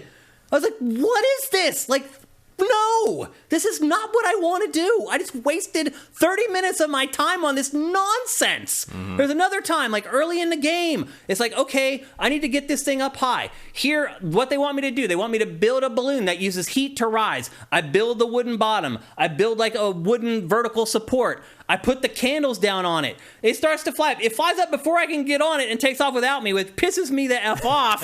And then it goes up 10 feet, and the whole thing catches on fire and falls to the ground. I'm like, what am I doing? Why am I doing this? This is not Zelda. This is not what I want to do. I will say that if you get auto build, it solves some of those issues. What is auto build? That is one of the abilities in the wheel you can get. At the very beginning, when you go to that first place in Hyrule, the Lookout Landing or whatever, and the little scientist woman tells you, like, I want to go look in those depths or whatever, and so you go down and do that. And like, and you go down there, it's pitch black for the first time. You can't see anything. You find the statue there, and she says it points. If you follow the statues, you get to a mine that gives you the ability, the auto build ability, where you get schemes and you can save everything. Like templates, basically. Templates, but also you can save anything you build as a favorite. Oh. So you can just rebuild it. I never got that. I still don't have it. No, it's key. And then after that, doing that also unlocks the side quest to upgrade your datapad thing to track specific things. I don't have that either. To tell you when shrines are nearby and all that stuff. So yes, I didn't do that for like 15 hours until like I was like, what is this extra? I still don't have either one of those. Yeah, well, because they're completely missable. They're all side quests. I mean, that is one of the drawbacks of like go anywhere, do anything. Is like it doesn't hold you by the hand, and you could miss really important stuff. But once I did that, like I was like, oh, okay, like this is easy. So now when you get to like one of those puzzles where they give you all the pieces for like whatever, oh, you want me to build up monster truck number B or whatever, you can just go auto build, pick the monster truck thing, and it'll just put it together for you. It just grab the parts off the ground. Grabs all the parts off the ground. And puts it together. I don't even have that. I don't have that ability. And if you don't have the parts, you can pay Zoanite to create it.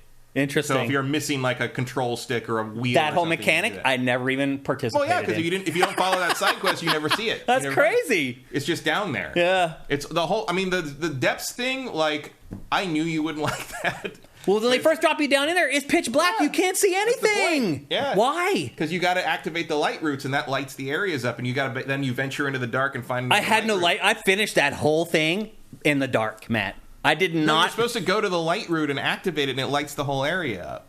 I never did it. It guides you to that. I ran. Wow. It tells you, like, you run into the guy down there because you're looking. Like, I found the one big thing where it lights up, right? But that just lights up that area. Right. Like, you venture away, it's pitch black. There's like 50 of those down there. Oh, I only there's tons of them. I only lit one. That's the whole thing down there. It's like getting from light route to light route. That's hilarious. I lit the one, the very first one. I never lit another one. It's like I'm down there and I'm like, oh, somebody played Dark Souls. Like it's the depths are basic to me. They're dark. So the little bit of Metroid Prime 2 as well. A little bit, but like it reminds me of Dark Souls, where like kind of getting from bonfire to bonfire. I mean, Metroid Prime 2 is like that. You have those orbs that are safe zones when you get into the dark side of the game. And you have to go under those little, like, umbrella domes to be safe, basically. Oh, well, this is way less annoying than that. Yeah. Well, that was annoying in Metroid Prime 2. I hated it. It was incredibly annoying in Metroid Prime 2. Yeah. But that's the thing. That's kind of the point, though, is you can miss very important stuff in this game. It's easy to forget, because I didn't even think about the depths until after that initial quest, until, like, hours and hours later, and I'm like, what's going on? Like, wait a minute. Remember the stuff down there? Because at some point I realized I hadn't upgraded my battery at all, and it was like 25 hours into the game. I haven't upgraded mine. Well, now I'm up to 7 out of 8. So I'm like, I have tons of them. I haven't upgraded it, though. Well, because early on, it's like, oh, you need these little, the constructs tell you need these, like, whatever the little buzzy things are. And like, oh, we get those. I'm like, okay, so I can buy like 20 from this guy. Like, you need 100 for one slot, like not even a full battery, but 1/3 of a battery. I'm like, how am I ever supposed to get that many of those? And eventually it turns out you can buy bigger ones with the large Zoanite. And the best way to get I haven't upgraded that at all. The best way to get large Zoanite is to basically do like a circuit and kill all the mini bosses every time the blood moon rises, and do a circuit, and you get basically enough to upgrade like usually 3. And so I've gotten 1 battery every time the blood moon cycle happens. Interesting. And so I'm now up to 7. And I have to admit, like, even running, I've been building flying machines to try to get through the dark of that area with like headlights on them and shit. And I gotta say, even my longest flights have not used more than half my battery life. I don't know what all those batteries are for, but I assume it's for some of the fancy post game people who just want to trick and do crazy stuff. It drains faster the more things are. And I've seen like people on Twitter that built like a giant mech with auto targeting lasers, and like, yeah, it's gonna drain your battery pretty fast. Yeah. But like, also you don't need to do that. Yeah. It's just for fun. I'll let the people on YouTube do that stuff. No more than you need to crucify the Koroks. Yeah. Just like Breath of the Wild, you spend a ton of time in the menus. The weapons don't seem to break quite as often as Breath of the Wild. And at least you can repair them now. Yeah. So wait, how do you repair weapons? Rock Octoroks can repair weapons. No idea. So again, I had no idea. We gotta discover it. It's like, I don't know how you would. I saw it online, obviously, but like, so rock Octoroks, not any other Octoroks, but the rock ones near Death Mountain. If you drop a weapon or a shield or a bow in front of them, because the way they work is they suck air in and then they shoot like a molten rock at you. Mm-hmm. If you drop a weapon in front of them and they suck it in, instead of shooting a molten rock, they'll chew it for a little bit and they'll repair it and they'll spit it back out at you. And it will hurt you if it hits you. But if you pick it up, it's completely pristine again, and they've added a bonus to it. What? I had no idea. They only can do it once, and then you have to wait. And you have to kill them and wait until the blood moon respawns all the enemies. Mm-hmm. But I went around that area and put a little skull marker on every rock Octorok I found, so I never have to worry about my weapons breaking ever again. I never even found that mechanic. But the weapons just don't break as often. No, like they are more durable. And once you get the higher level ones, like once you're merging like non-decaying weapons with like high level enemy parts like Linnell horns and stuff, like those things last a really restricted amount of time. That's another thing that they changed about the sequel that makes it way better, I believe. Yeah, although early on you don't know that because those sticks still break way too fast. Yeah, but you still spend so much time in the menus, like. And oh my God, get the Hylian shield as soon as you can. I still don't have that either. That thing's durability. I've had that thing for 20 hours and I've never had to repair it. Still don't have it. How'd you find it? It's in the ruins of the castle. But how did you find it? I just was poking around. You just found it like on your own? Yeah. I was like, what's back here? And I found a thing, and there was a thing up there, and there was another switch over here, and I jumped on it, and a treasure chest popped up, and I opened it, and the Hylian shield was in. Yeah, I mean, I don't have it still, and I've been playing it for 40 hours. And the other tip I'll give you is you get the legendary weapons or the weapons that they can make you. Like once you solve a quest in an area, they'll be like, I'll forge you the special Goron weapon or whatever. Yeah. And they'll say, I'll make you another one special if it breaks. Bow or whatever. When they say, I'll fix it if it breaks, what they mean is you'll spend all those resources again. To just have it built again. Or 10 diamonds, whatever. I'm like, no. So, and the problem is the Rock Octoroks will not repair those weapons. They'll just spit them back out. However, if you fuse a normal weapon to the special weapon, then feed it to the Rock Octorok, it will repair both of them, and then you can take it to the Tarrytown Goron that separates weapons, and then you get your legendary weapon back. This is all too much work. It's all too much work. It's like, I don't want to do that. Well, because it's a toy. It's just annoying. Because it's a toy. It's not a game. You're right. It is really a toy that you fiddle around with more than something that you play. I agree with that. It's more Minecraft than Zelda. Yeah. There's enemies everywhere. Like, if you're just venturing around, like I'm not saying I wouldn't rather just have a fucking sword that doesn't break. Yeah, okay? I'm just saying I've found ways around this. Yep. There are enemies everywhere. Like, it's this game, like, you get hit twice, you die. Like, it doesn't really matter how many hearts you have. Like, that's one of the other reasons I went for stamina first was because, like, it doesn't fucking matter. Like, there are enemies that just will one-shot you. Yeah. There are enemies that will... That's why I started just running around them. Certain attacks take you down to 1/4 heart pretty much no matter what. Yeah. It's insane. I mean, honestly, there was times where I was like, am I playing like Dark Souls or am I playing freaking Zelda? Dark Souls came to mind several times. We'll get to the gameplay in a minute, and Dark Souls, this is not when it comes down to the combat. No, it is not. But a lot of time you spend in the menus, like when you fuse things to your arrows, like as you play through the game, that menu becomes like literally like 150 things. It takes like a minute to just scroll and find what you want. Like I should be able to customize what's in that wheel. Like I mean, you can order. You can. You can order it by most use. Can you eliminate stuff though? You can't eliminate stuff, but you can order it by, I think, order of pickup. Power and most use. I have things ordered by most use, so the things I use the most are just up front. So I didn't do any of that. Thing are just bombs, fire plants, splash plants, and the bright seeds. This is one of those games where if you don't use a strategy guide or you don't go online. Like I haven't. Well, in this case, so look at all the stuff that I've missed. Well, that thing just tells you that you need to read the things the text boxes. Well, I'll say this: like the first couple of days I played this, I was in insane pain. I was going to say you might have been a little bit distracted. Yeah, and so I wasn't paying attention at times because I was just like, oh, I feel like death. So I may have missed some stuff early in the game that I wouldn't normally. If you look at that menu, like there's the button prompts underneath are like sort. There's a sort option. I totally missed it. It'll tell you what it is. I just want to. It's also in the inventory screens, but the inventory screens forget a lot. Yeah, it's not so much that the order bothers me; it's the amount that is there. There's like I think you could. I mean, that's it helps to order because but you can attach anything to the fucking arrow, so like they can't separate them out. Because if you want to stick a fucking roast chicken on the end of an arrow, you can. But I'm never gonna and so I would like the ability to remove that from the list, so it's not cluttering up this gigantic list of crap. So, but yeah, you spend a lot of time in the menus, like either your shield breaks or your weapon breaks, There's just so much administration, or the weather changes and you need to change your armor. There's just so much administration in this. It is. It's. Yep.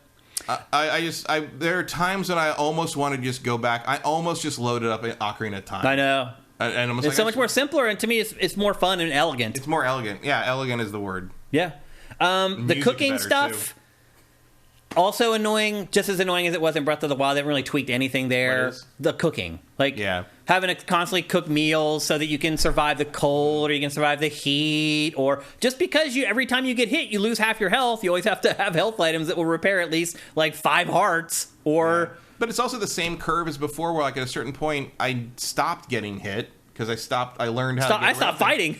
I pretty much stopped fighting. Yeah, man, I have used the bow so much in this game more than any other type of weapon. It's astounding. I mean, I only use the melee weapons if I knock them down to close in. Yeah, for the like jumping slash. But like. Yeah, like, I'm full of meals. There's a meal limit. Yeah. You know that? You can be full of meals, and I'm like, I don't have any reason to eat food anymore because I have armor that can protect me from the various elemental things, because that's the only thing I ended up spending any money on. They're expensive. And, well, that and upgrading some of the stuff. But that's also annoying, where I'm like, I have a very highly upgraded set of Twilight Princess armor that I got from my amiibos. Mm-hmm. But, like, I don't have the resources to upgrade all the elemental things. So every time I run into somewhere that's cold, I have to put on armor that's like a third of the protection. Right. Yeah. And it's like, and so I have to still eat meals. Because all the upgrading, it's glacial. The upgrading in this game is glacial, and it feels futile. It doesn't even feel good when I turn in stuff for hearts or stamina, and then I go back to the shrines, and it's like, here's part 1 of 4, and you need 5 more for the next stamina wheel. I'm just like, oh my God, I'm never going to get there. Like it's disheartening. You can import your horses from Breath of the Wild. However, it didn't work for me. It did for me, but I didn't realize what was happening. And they're like, okay, I'm like, oh, you've got some horses. You can't board this horse here. It's full. You're full. And I'm like, how am I full? I just got to the fuck. So I triple checked that my save was on my Switch from Breath of the Wild, and I go to the stable. There's no horses there. I mean, the good news is, who cares? Yeah, it doesn't matter. They give you one anyway. Yeah, you get and one it does still take a while to tame it, so it isn't like running weird. Like it won't run in a straight line. You hit the L button. You just keep whacking the L button. Just whacking the side of the head long enough until it loves you. Just like any horse. You know? Yeah. And then, what's supposed to be the dungeons are these temples, but really they're not dungeons at all. Like, they're these little gauntlets where you have to unlock like 4 or 5 locks, depending on which one it is. And basically they just mark them on the map. You need to find the location, and you do something to unlock it. And then once you unlock them all, then you fight the boss, and then you get the tier. And the boss fights are the closest to classic Zelda things in the game. They are all incredibly easy and disappointing. I have not enjoyed any of them. I thought the sludge fish was kind of cool. The sludge fish was the closest to something from the old games. But again, it's all just hinging, and because it does hinge on the ability you get. But the other thing is, like, the different items and abilities you get in the old Zeldas tend to be pretty big shifts. And all the abilities you get from the sages in this game are basically just attack modifiers. Yeah. And that's not as interesting to me. Yep. Although the one you get from the Zors is probably the most multi-purpose. I would say, like, it solves the most different problems. You think so? It gives you a free hit. It knocks things back. It puts fires out. It clears sludge. I felt like I hardly used it after I left there. It protects you from heat. There's a lot. You can walk through lava with that thing on. Yeah. Like there's a lot of uses for that, whereas the others are all... I mean, the gust can basically make you fly, which is the most useful thing in the whole game. For traversal, But it can kind of blow enemies over if you're lucky, if they're small enough or whatever. And then it just helps with speed, too. The Goron one just helps. I'm like, I just appreciate you because I can blow up a piece of rubble by hitting A twice instead of going through the fucking pretzel finger thing of applying a bomb to my arrow. I cannot believe that to shoot like a special arrow, you have to hold R trigger, hold up on the D-pad, move around with the right stick to find the thing, let go, aim with the right stick, then let go of right trigger. And if you want to be locked onto an enemy the whole time, you have to be holding the L trigger the whole time. I'm like... And there's no button remapping in the game. There's no accessibility options whatsoever. Well, that transitions nicely into the gameplay section. It feels weird and archaic in that regard. It does. The combat in this feels like trash. Yeah, I mean, I've seen all the tricks people can do to make it like fancy or whatever. Like we're just playing this. I mean, maybe I played too many Dark Souls or something, but I'm like, no, this is not. First of all, I can hardly ever get the parry right. Like, I can't get the timing right. Parry's tough. The flurry is tough. I mean, his jumps are slow. His dodges are slow. It just feels mushy. The only jumps I can time right are the ones on like the Linnells, because I fought them in Breath of the Wild so much. I kind of know what. But trying to do that on like a Bocop, like a forget it. I never. You can't time it. Right. Because they're erratic. erratic. Like, again, after a while, this game taught me to not fight anymore. I can beat optional bosses in Bloodborne without getting hit, and I can't parry in this game. I can't fight 4 bokoblins in this game without getting hit in the back of the head by something. I feel the same way, man. I just, after a while, it just taught me to not fight anymore. I guess it doesn't matter because you're not. It doesn't matter. I'm just gonna miss 5 arrows or some amber. Like, does it matter? Like, after a while, I just started running past all the enemies. A lot of the combat, at least my combat in this game, really should be accompanied by the Benny Hill theme. Yeah, like it's just.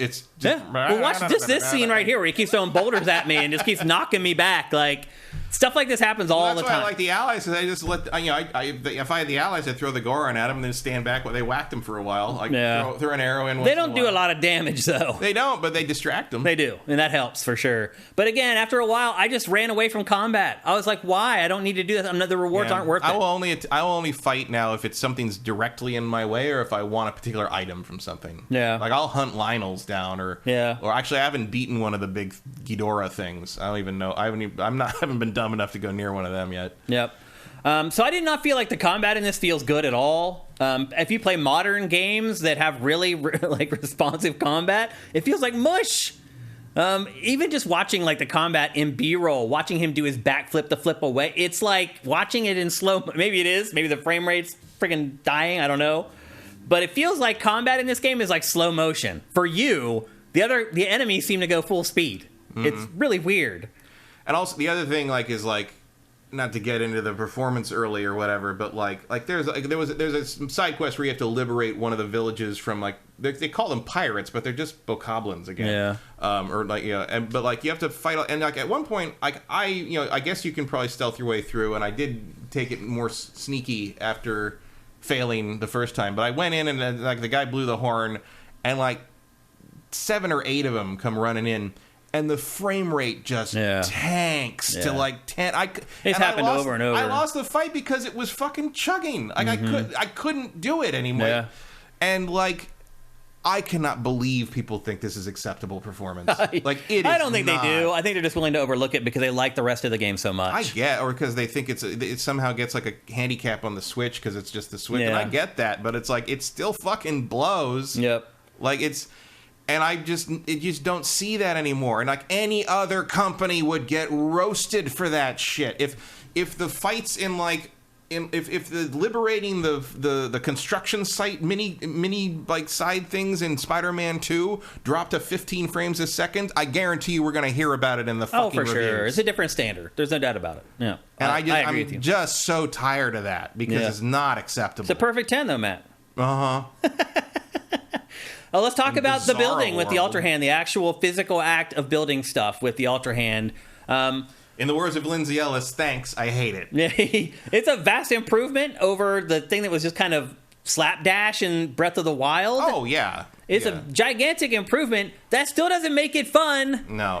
This is all about, do you enjoy games like Minecraft? Do you enjoy building games? Do you enjoy game tools? If you do, you're gonna love this game, and I can see where if somebody likes that stuff, this is a 10 out of 10. Oh sure, if you're, that's the thing is I realize that I am an old man, and the times they are changing, and the kids are into Minecraft, and this is the hotness, and that's what Zelda is now. I get it, but I don't like it, and I don't either. It does not give me any kind of satisfaction whatsoever. Yeah, I never, like I said, every time I really dove into it, I felt like the game punished me for it. Yeah, I don't feel like I'm doing anything functionally or constructive. I know where people are like, oh, they give you multiple solutions. You can solve it however you want. I'm like, I don't want to solve it however I want. I want to solve it. Right. And as quickly as possible. And quickly as possible means just putting together a really long ramp. I feel like there's no interplay between me and the designers. Yeah. Because it's just here's a thing, build a thing to go around it, and that's not a puzzle to me. That's an obstacle. Well, you can always find a very simple way to solve all the stuff. Yeah, it feels like short-circuiting. I know some people get kind of I outsmarted the developer thrill from that, but I do not. I don't either. I don't care. I feel like it's just sort of an empty. It feels lazy, and it's like playing a dungeon. It's like playing Dungeons and Dragons with a lazy DM who expects me to do all the work. Yeah. And the thing is, the construction system and the physics, this might be one of the most bug-free games I have ever played. It really is astounding. The fact that all of these things interact together and attach to each other and have physics that affect each other.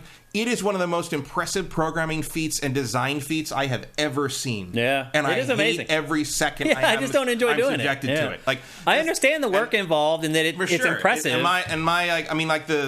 The developers that were boggling over on Twitter was attaching one of those, the suspension bridges, attaching it to a rolling monster truck wheel thing with an axle attached to the axle, and it rolls it across through the water. Mm-hmm. It's the physics of the wheels, the physics in the water of the wheels, the physics of the wheels on the axle, the physics of the bridge on the axle being dragged across, the physics of the bridge unfolding, the physics of the bridge floating on the water, the physics of the bridge becoming at the end of the day, this is how you solve most of the problems. Right, you just build a bridge. I have never seen anything. That's the most impressive physics interaction thing I've seen in a video game since the train in Uncharted 2. Yeah. And the train in Uncharted 2 is a scripted event. Right. This is just something you can make real happen. Time. Yeah.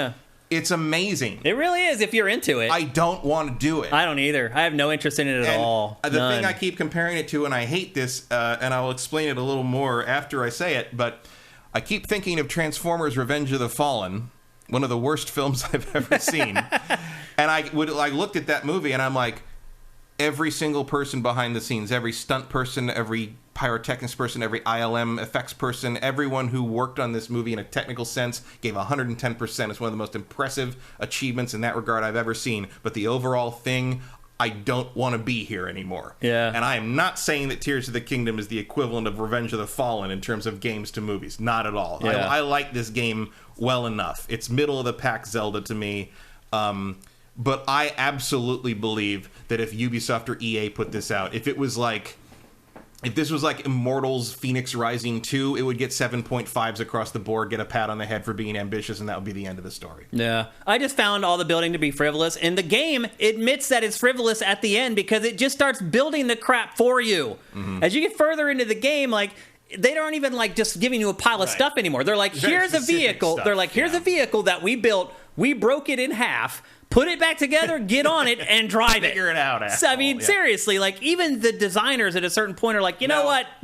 Well, now, look, I will say this from you, because I think I'm less frustrated with this than you are, but part of that is because I got the auto build. No. Don't give up on this game until you go get the auto build. Oh, I'm not giving up on it. I'm still playing it, and I'm enjoying it in spurts. There's just huge sections of it that I have no interest in experiencing. There's a bunch of stuff in this I really like running around the world. I like a lot of the side quests, even though the rewards are terrible. I like shield surfing. I think that's one of the most improved things from game to game. It feels like they took was basically almost like a weird accident and turned it into an actual game mechanic. By the way, we were also right, Matt, about the Ascend feature. That it was, in fact, a debug thing that they turned into a mechanic. Also, that is pretty much useless for the most part in this game. I hardly ever use it. I've used that a lot. I don't. Well, I've used it a lot to get through traversal things because it's the easiest way to get up a lot of mountains. Because they've stuck a bunch of weird outcroppings on things, so you can do that. I just jump on the rocks that fall from the sky. It breaks the game. You just jump on it and recall it. And go up to the sky, and then you can go anywhere you want to go. It breaks the game. But they're not always around. They're almost always, though. You can find them, man. Believe me, I've been through this whole map.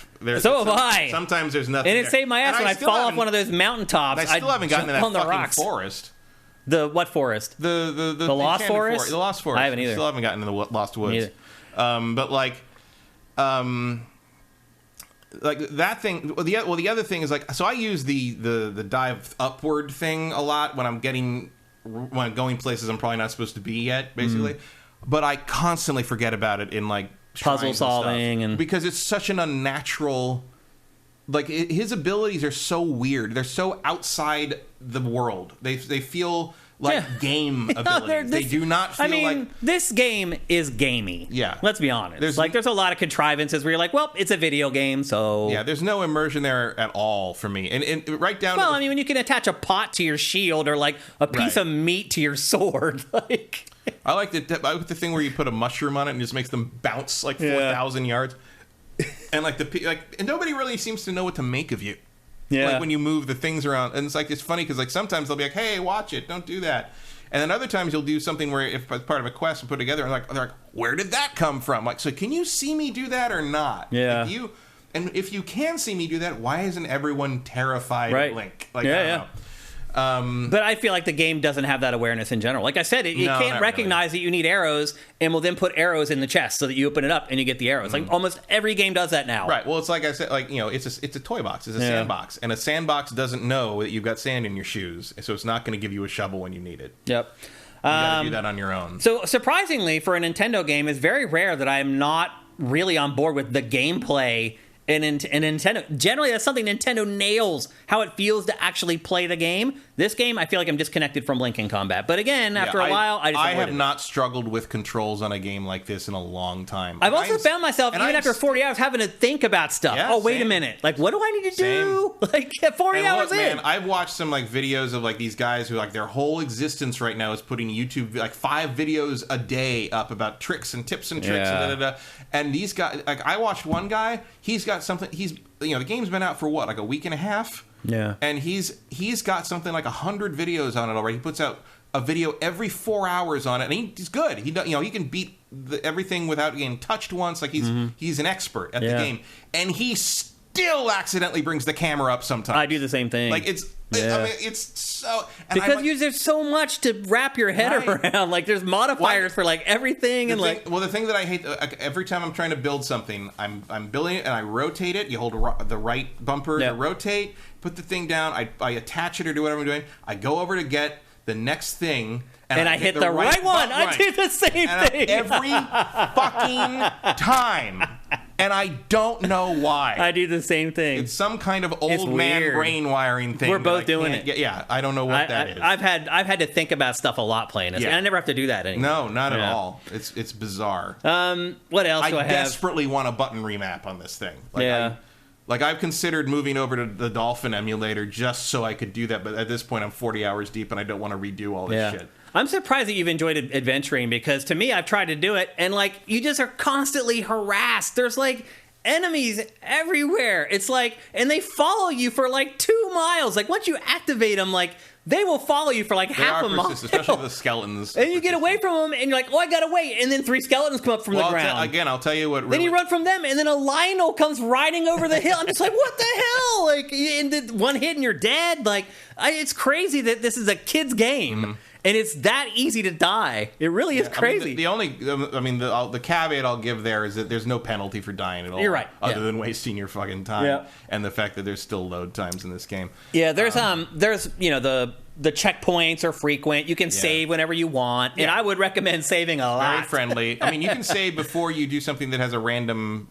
and hope you get a different result. I do that when I go to fight like a monster I need a particular item from. I'll save it, kill him. If I don't get the item I wanted, I reload it, try it again. I mean, that's the best way to do that. It is. Yeah. So that part's good. So that's good. It's funny that, like, I actually, because the sudden overwhelming of, like, where did you come from thing actually keeps reminding me of the one time that happened to me in Jedi Survivor, when I was running around and I went to fight, like, little guys, and then some stormtroopers showed up, and then some battle droids showed up, and a bunch of thug guys showed up, and I started fighting all of them, and then in the middle of it, a Rancor showed up, and he just ate me. And then when I went back, you have to go get your force, your XP back. It was on top of a cliff that you can't climb. And I'm like, so I just lost. I'm like, what the fuck? And I've never seen a Rancor there again. Ever. Weird. And it was just the open world on that main planet. Like, it was like in visual sight of the town, and a Rancor just showed up and ate me. And I'm like, what the fuck was that? And the last patch that went up, there is actually a patch for one of the bugs was getting killed by a Rancor and the XP recovery being put in an inaccessible place. So they know that it's happening. Interesting. But I would still like to know where that Rancor came from. That's crazy. I also had some times in this game where, like, in a shrine, like, I would try something, like my contraption would burn up or parts of it would fall down in a pit. And a lot of times, like, they'll respawn all that stuff. Sometimes it doesn't. Yeah. And you have to leave the shrine, come back in, and everything will appear again. One of the only time, I mean, other than the performance issues, one of the things I wish this was on an actual modern video game system for, like on the PS5, you just walk into that shrine and everything would... Oh, yeah. You have to wait. It'd be completely seamless. It is a little weird playing Switch games. You could look into the shrine and see what the puzzle was from outside. It is a little off-putting at this point, having played PS5 and Xbox Series so much, to have long load times in a game. Yeah. And this is like on a card with flash drive. Like, it should be fast still. Like, it's not a disc that it is pretty fast. It's just not modern fast. Yeah, it feels a little old. Like it's too bad. Yep. What else is there? Yeah, graphics, we talked about that kind of already. Yeah. It's a pretty game, but it just runs like trash. The art direction is beautiful. It's gorgeous. There are some moments that I'm like, oh, wow. Yeah. And then you move, and everything goes, The lighting's definitely better. Like, it's...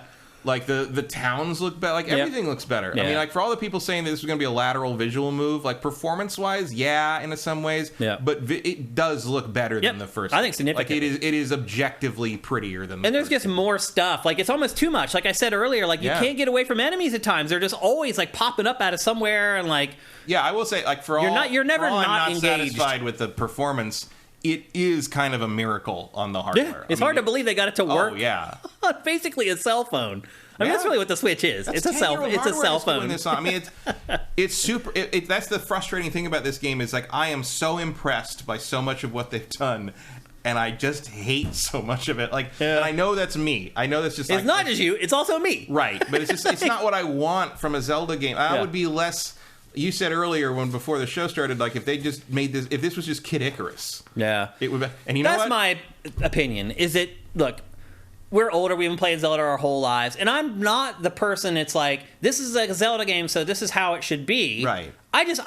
Zelda used to be my favorite franchise of all franchises. It was my favorite video game franchise, and now it is gone. Mm-hmm. It does not exist anymore. Yeah, and you know me. I am not someone who holds on to the past of these things. I'm the one that's being like, die E3, die. You know, But like, and I will roll with whatever these series become, even the ones I love, very much. I would certainly rather they become something else than disappear, like most of my favorite Sega series. Yeah. Panzer Dragoon Saga, looking at you. But like, playing this game and hearing them talk subsequently after it sells 10 million copies in 3 days about how this is the template for Zelda going forward has made me, have to admit to myself, Zelda is no longer for me. It made me sad. And it is sad. It made me sad. And I understand why they're doing it, and I understand. And I'm not begrudging any of you guys that like this type of Zelda. Like, I'm not saying anybody's wrong for loving this. I understand why they need to move on, but they've basically spent 20-some years building this franchise that people like us fell in love with, and then they just took it away. Mm-hmm. Like, this isn't Zelda. This is some other thing, and it's really good, and it's really polished, and but it's not what I want to play. No, I would love it if it became like a Metroid Prime Metroid thing. Yeah. Where, like, you had these big sandbox open world Zeldas, and you had traditional Zeldas. Yeah, my point was that, like, either they should have launched this stuff with a new IP, or they should have found a dormant IP like Kid Icarus that was a good fit for it. To make Zelda a certain way and build up a fan base. And now I get a lot of Zelda fans do like this change.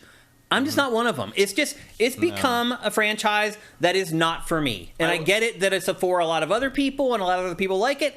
I don't. Yeah, I will say this. If you do another one and you put in 7 to 9 classic puzzle box style well-made Zelda dungeons in which you remove my building abilities and I have to just solve it old school, I would love it. It clashes though, because at the end of that dungeon you need to get something that helps you. Else. It's a chain, and that's what this is lost. Right. There's no building on the game. See, in that case, I think you need to get an item.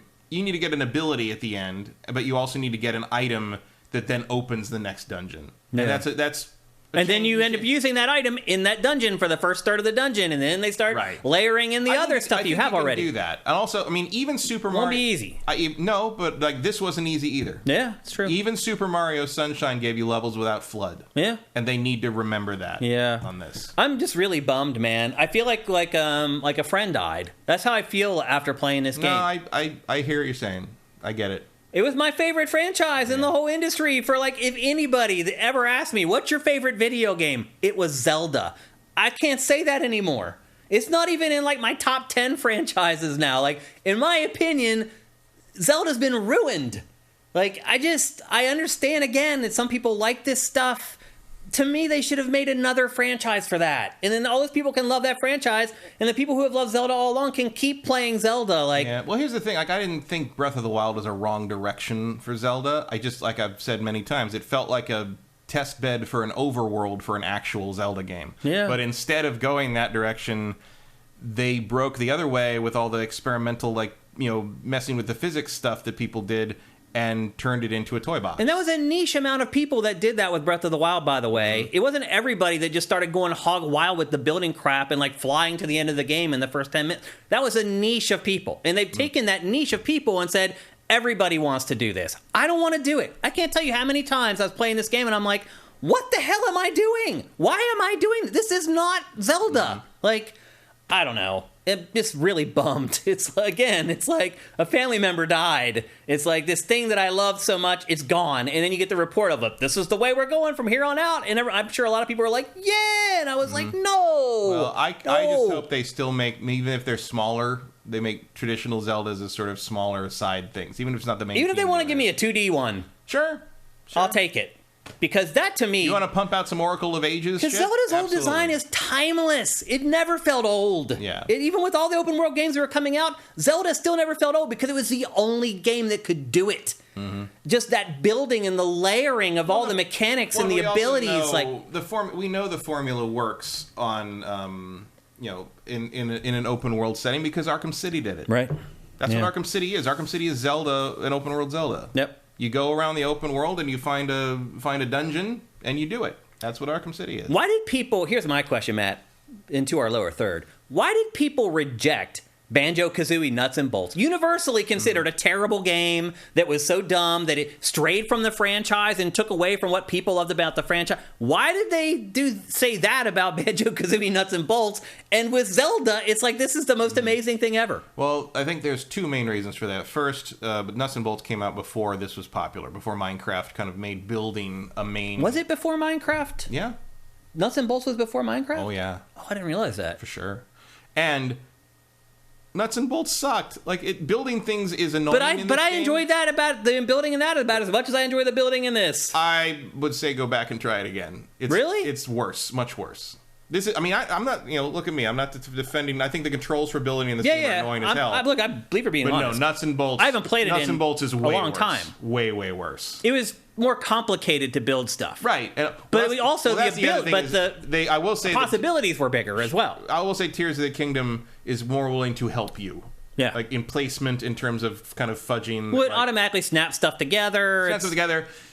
Doesn't super matter where you place the turbo fan. Like it still mostly works. It's not going to spin in a circle unless you really put it in stupid places. I've linked because I couldn't lift a heavy thing, so I linked like 4 turbo fans on either side, and I'm like, is this going to make me flip over? And it didn't. It lifted the thing up pretty well, and it worked exactly how I wanted it to work. For the most part, these things work the way I expect them to, even if it doesn't make a lot of physics sense every time. So I appreciate that. I appreciate that the control stick you can stick on things changes things completely, so you're no longer at the mercy of... But did you notice towards the end of the game, there's always the control panel now. Oh, when it first started, they're like, oh, you got to stand on the side, it'll lean, and it'll turn. But halfway through the game... I have 40-something control stick orb things just in case I need one. Like, they realize that it's, like, annoying AF, and they're like, people are going to get sick of having to do this, so let's just give them the control unit. I mean, part of that is also sort of like...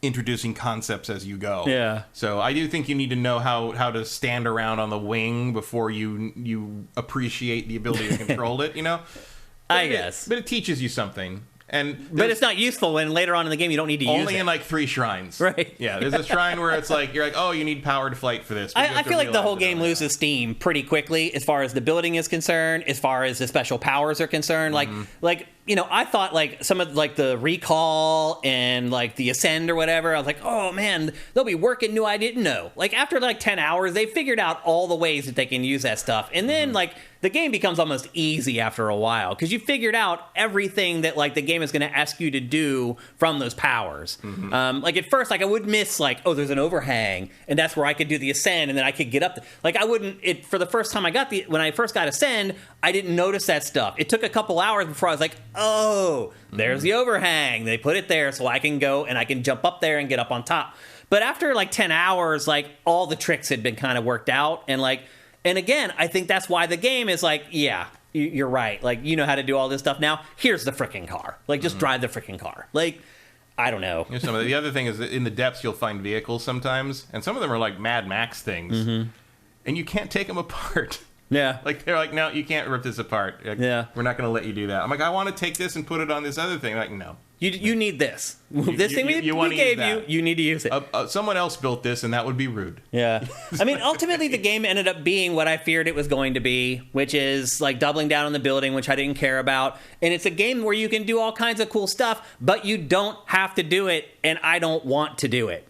Like, to me, it's like every puzzle I can solve with building a 400-foot-long ramp, I'm going to build the fucking ramp. Like, I'm not going to sit there and fiddle around with, like, all these dumb physics. I did that with one of the temples where I saw where I needed to go, and I saw what I had to do to get there, and I glued 17 panels together and clunk and just walked because that'll take you 5 minutes. And if you know it's going to work, versus taking 15 minutes and you try the contraption and like it falls apart and you're like, why? And I will say, when I was walking up that ramp, it was bowing because it was so long, and I'm like, physics are accurate. Man, you guys, I can't believe you guys pulled this off. This is amazing that this works. But also, I am so irritated that I basically got so frustrated with the puzzle, quote unquote puzzle, that I just built a ramp and walked over it. Yeah, and I don't like that at all. Yeah, like I know some people get a kick out of that, but I think it feels kludgy and it doesn't feel freeing. It doesn't feel creative. It feels like cheating. Yeah, I mean, I wouldn't. Like I guess I'll say one thing: I wouldn't play this game if it weren't a Zelda game.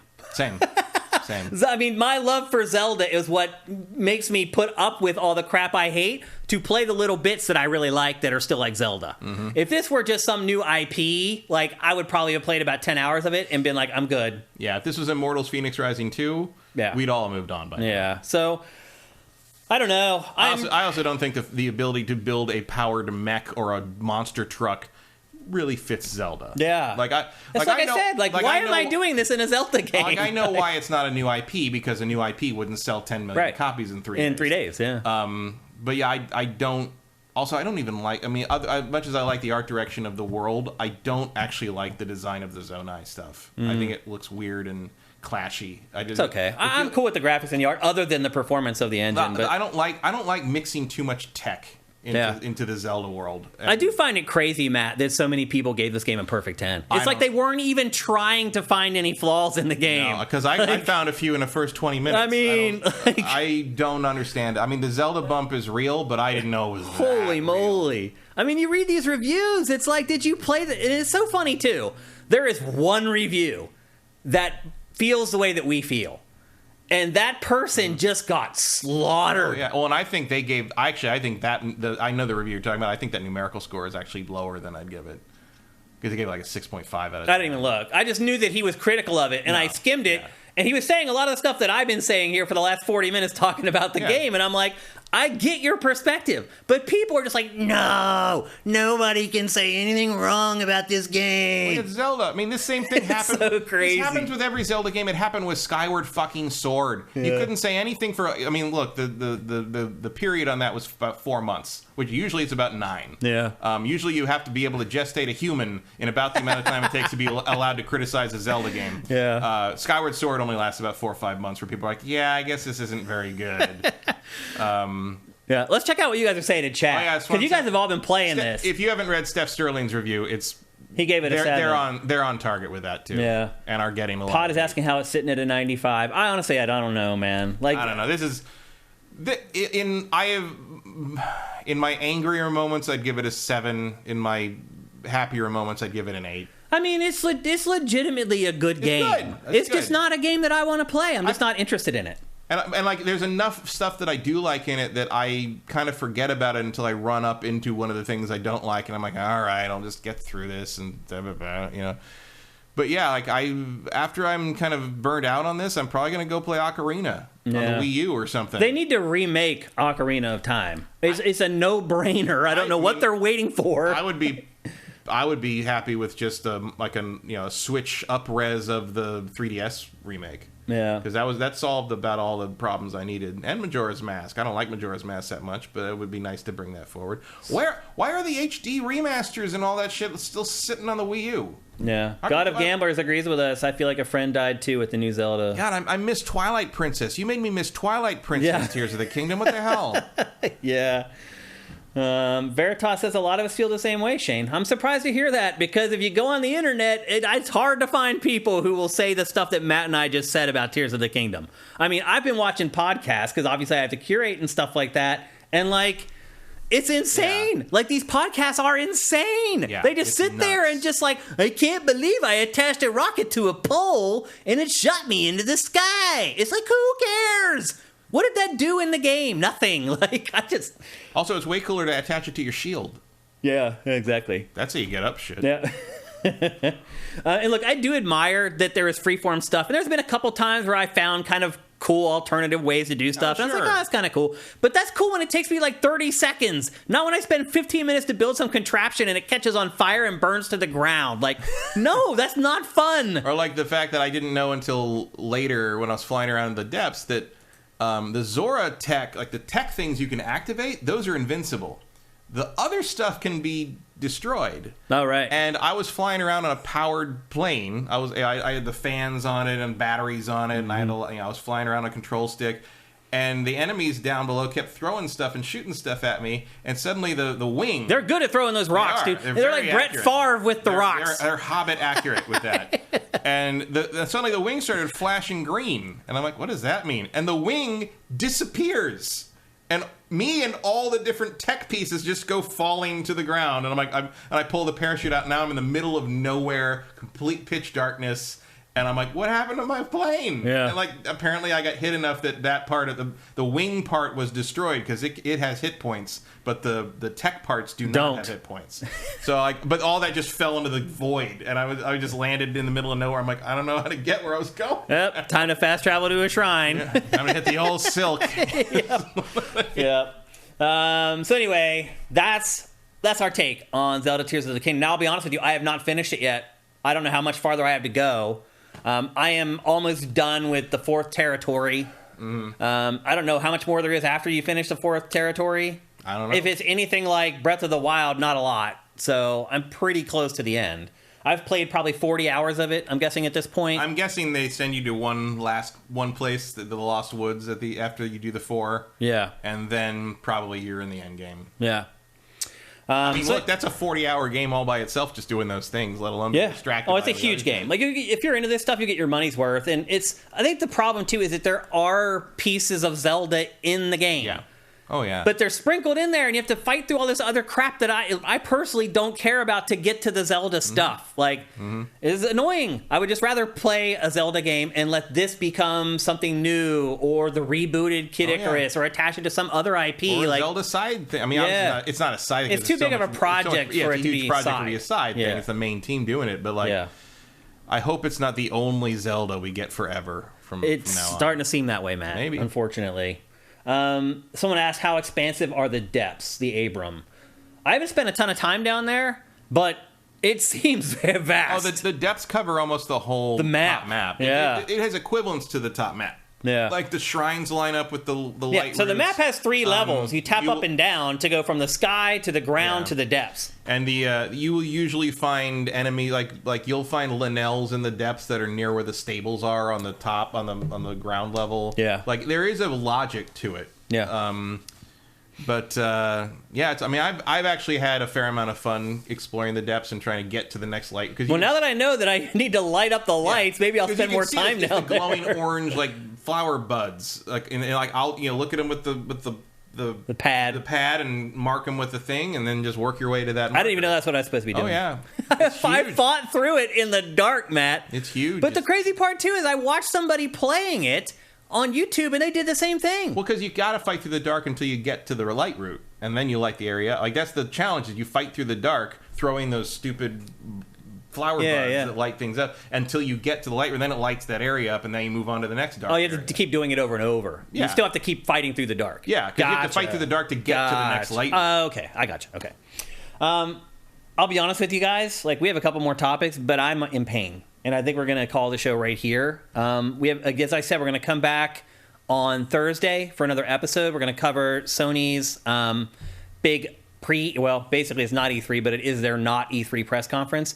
And we have a couple topics that were going to be in this show that we're just going to roll into Thursday. And I also feel like I've figured out what my limit is right now for doing the show. Before we go, though, we do have one thing that we're going to do.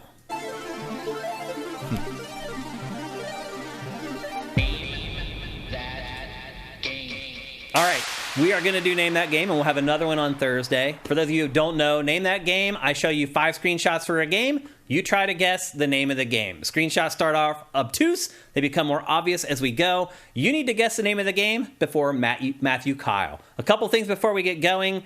We put the chat into slow mode, so you can only put in one guess every 60 seconds, so don't spam the chat with just a bunch of random game titles, hoping that you get it right. The other thing, too, is that if you have already won this year, do not play. Do not guess. Do not do anything. Just let other people play and let other people win. And then one final thing is... wait, what is the other final thing? There's always 3 things that I say, and I can't remember what the third one is. No, I got slow mode. I got you can't play again. Yeah.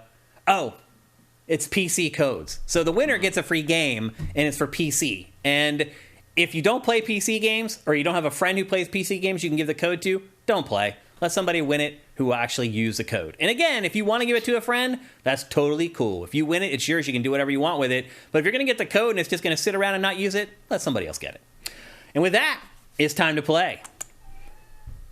You ready, Matthew? Mm-hmm. All right, here we go with the first screenshot for Name That Game. Heavenly Sword. Not Heavenly Sword. Not Red Faction Gorilla, Swan Senpai. No guess. Oh my god, they got it all right. First guess. Squishy Muffin got it on the first guess. And the Drifter J got it on the next guess. Yes, it is Metal Gear Solid 5. You guys are amazing, man. You guys are amazing. Just crazy. I wonder what about that screenshot. There is, I recognize the quality. There's the something sparse about grass, maybe? Is it, and like that, the rock texture? I don't know. It's a lot of people got it. But as soon as I read that on there, I'm like, oh yeah, it's Metal Gear Solid 5. Squishy Muffin, congratulations. Another round of applause for you, brother. Amazing. Like, you literally got it as soon as you saw the screenshot. And not just you, Drifter J got it, and then AJ the Legend Watson got it, and then Big Dave Lazard got it, Foe got it. It's crazy. Yeah, Johnny Hurricane says you spend a lot of time in that desert. You do, but still, man, like, that's crazy. You can't even tell it's a desert from that shot. Oh, yeah, it looks like desert scrub. I guess, a little bit. Anyway, here was the second. You guys are going to love the last shot for this, by the way. Here's the second one. Think anybody would have got it from that? Maybe I put the screenshots in the wrong order. I think that would have been a better first one. Interesting. Because like that doesn't look... I don't associate that environment as much with Metal Gear Solid 5. He's right. It looks more like a jungle, like lush. Desert. Yeah. Here's the third one. A horse. Oh, that would have given it to somebody. You think so? Yeah, there's a certain look. Well, I mean, they got it in the first one, so they damn sure well would have got it on that one. What am I talking about? Here's the fourth one. That one pretty much would have given it away. And then here is the last one. This definitely would have given it away. And I had a little fun with that one. That one definitely would have given it away to pretty much everybody. Yeah, so naked for plot reasons. Yeah. Well done, Kojima. I'm not complaining. It is the dumbest thing. Yep. Yeah. Before we go, I just want to give another shout out to LS Cream. Go to creamls.com and buy some. You can hit the store locator there. It'll tell you where you can get it locally, or you can learn about how it was made and all the ingredients that are in it. It's an ancestral recipe that comes from his family. Or you can get awesome recipes to make like the best drinks ever. It does suck that we only got through Zelda, but I do think that maybe Tears of the Kingdom kind of deserved its own episode of GameFace. Yeah, I mean, an hour and a half on Zelda. Biggest game of the year, biggest game of the last... And it won't be the last time we talk about that one. No. I think it'll be the last time here, though. Unless something drastically happens. Well, eventually we'll have Game of the Year discussions. And I'll have to address why it's not in mine. Or unless something crazy happens at the end of the game that like we couldn't foresee or something like that. I'm sure we would know by now. I mean, I honestly have tried to stay off of the internet playing this game. Which is why I missed so much stuff. Like, I still don't have the Hylian shield. I mean, I don't care, so I've been poking around and see if I would have seen something. But I mean, somebody beat it in 94 minutes. That's insane. Even with the idea that you could just fly to the end or whatever, that seems insane. I still don't know it made more sense in Breath of the Wild than it does for me right now at Tears of the Kingdom. Yeah, I actually don't know how you did it in 94 minutes, yeah. But, whatever. Yeah, interesting. Okay, I made it 2 hours. So you guys can count on getting at least 2 hours out of me on Thursday. I'm doing the best I can. I'm hoping by next Tuesday I'm back up to full speed. We can do the full 3 hours where I can sit for that long without being in pain. But I've just reached my point. I was actually hurting a while ago. You guys couldn't see me, but I've been adjusting in my seat while the B-roll's been running. So once you turn a corner, it gets better pretty fast. Yeah, in terms of that's what the doctor said in my emergency appointment I had. She's like, "You're going to turn the corner, and you're going to be like, wow, like I was right on the cusp." But I will say you should probably expect some discomfort of some kind for a long. I mean, like, after my bladder surgery, it was a year before I wore a belt and didn't feel some discomfort from it. Yeah. And that actually happened. It was like a year later, and at some point I was taking my belt off at the end of the day, and I was like, "Oh, I didn't notice I had a belt on today." Like I was like a full year later. Yeah. Like, again, the problem is that like if I'm at home, I can adjust and I can like shift my weight. Sitting on this chair, I got one way to roll. So look, I just want you guys to know that like I put it on the line to come in here today. Like I woke up today and I was like, this isn't a good idea. And my wife told me that it was a terrible idea because she's seen what I've been going through. But I was like, I got to get back out there. I got to try to roll in that desk chair. What? That big computer chair. Oh yeah. There's more room in that. That's true. I can sit cross-legged on that. That's true. It's bigger. So we'll see. Hopefully by Thursday I'm feeling a little bit better. Thanks to everybody, you guys, for being patient while I've been going through this. I really appreciate it. Those of you who have stuck with me. Some of you guys have even bumped up your pledge. A couple of you guys have sent me donations, which is amazing. Like watching people like drop their pledges while I'm in terrible pain, but then seeing that some of you guys were donating maybe to offset some of that stuff, it really meant a lot. It really means a lot to me. I just want you guys to know that. I appreciate you guys so much. So thanks for showing up today. I hope you guys will show up again on Thursday because I think it's going to be an awesome show. I really think Sony's event tomorrow is going to be something special and show us a ton of stuff that we're really excited to see. It better be. It better be. They need it. Yeah. Although, do they? Well, no, not according to Microsoft. They're smacking people down. Yeah, so we'll be back on Thursday, again at 1 p.m. Pacific, 4 p.m. Eastern. Veritas, thank you for Twitch Prime, getting in there in the end. And we'll see you guys then. Everybody have a great day. See you on Thursday. GameFace is up and out.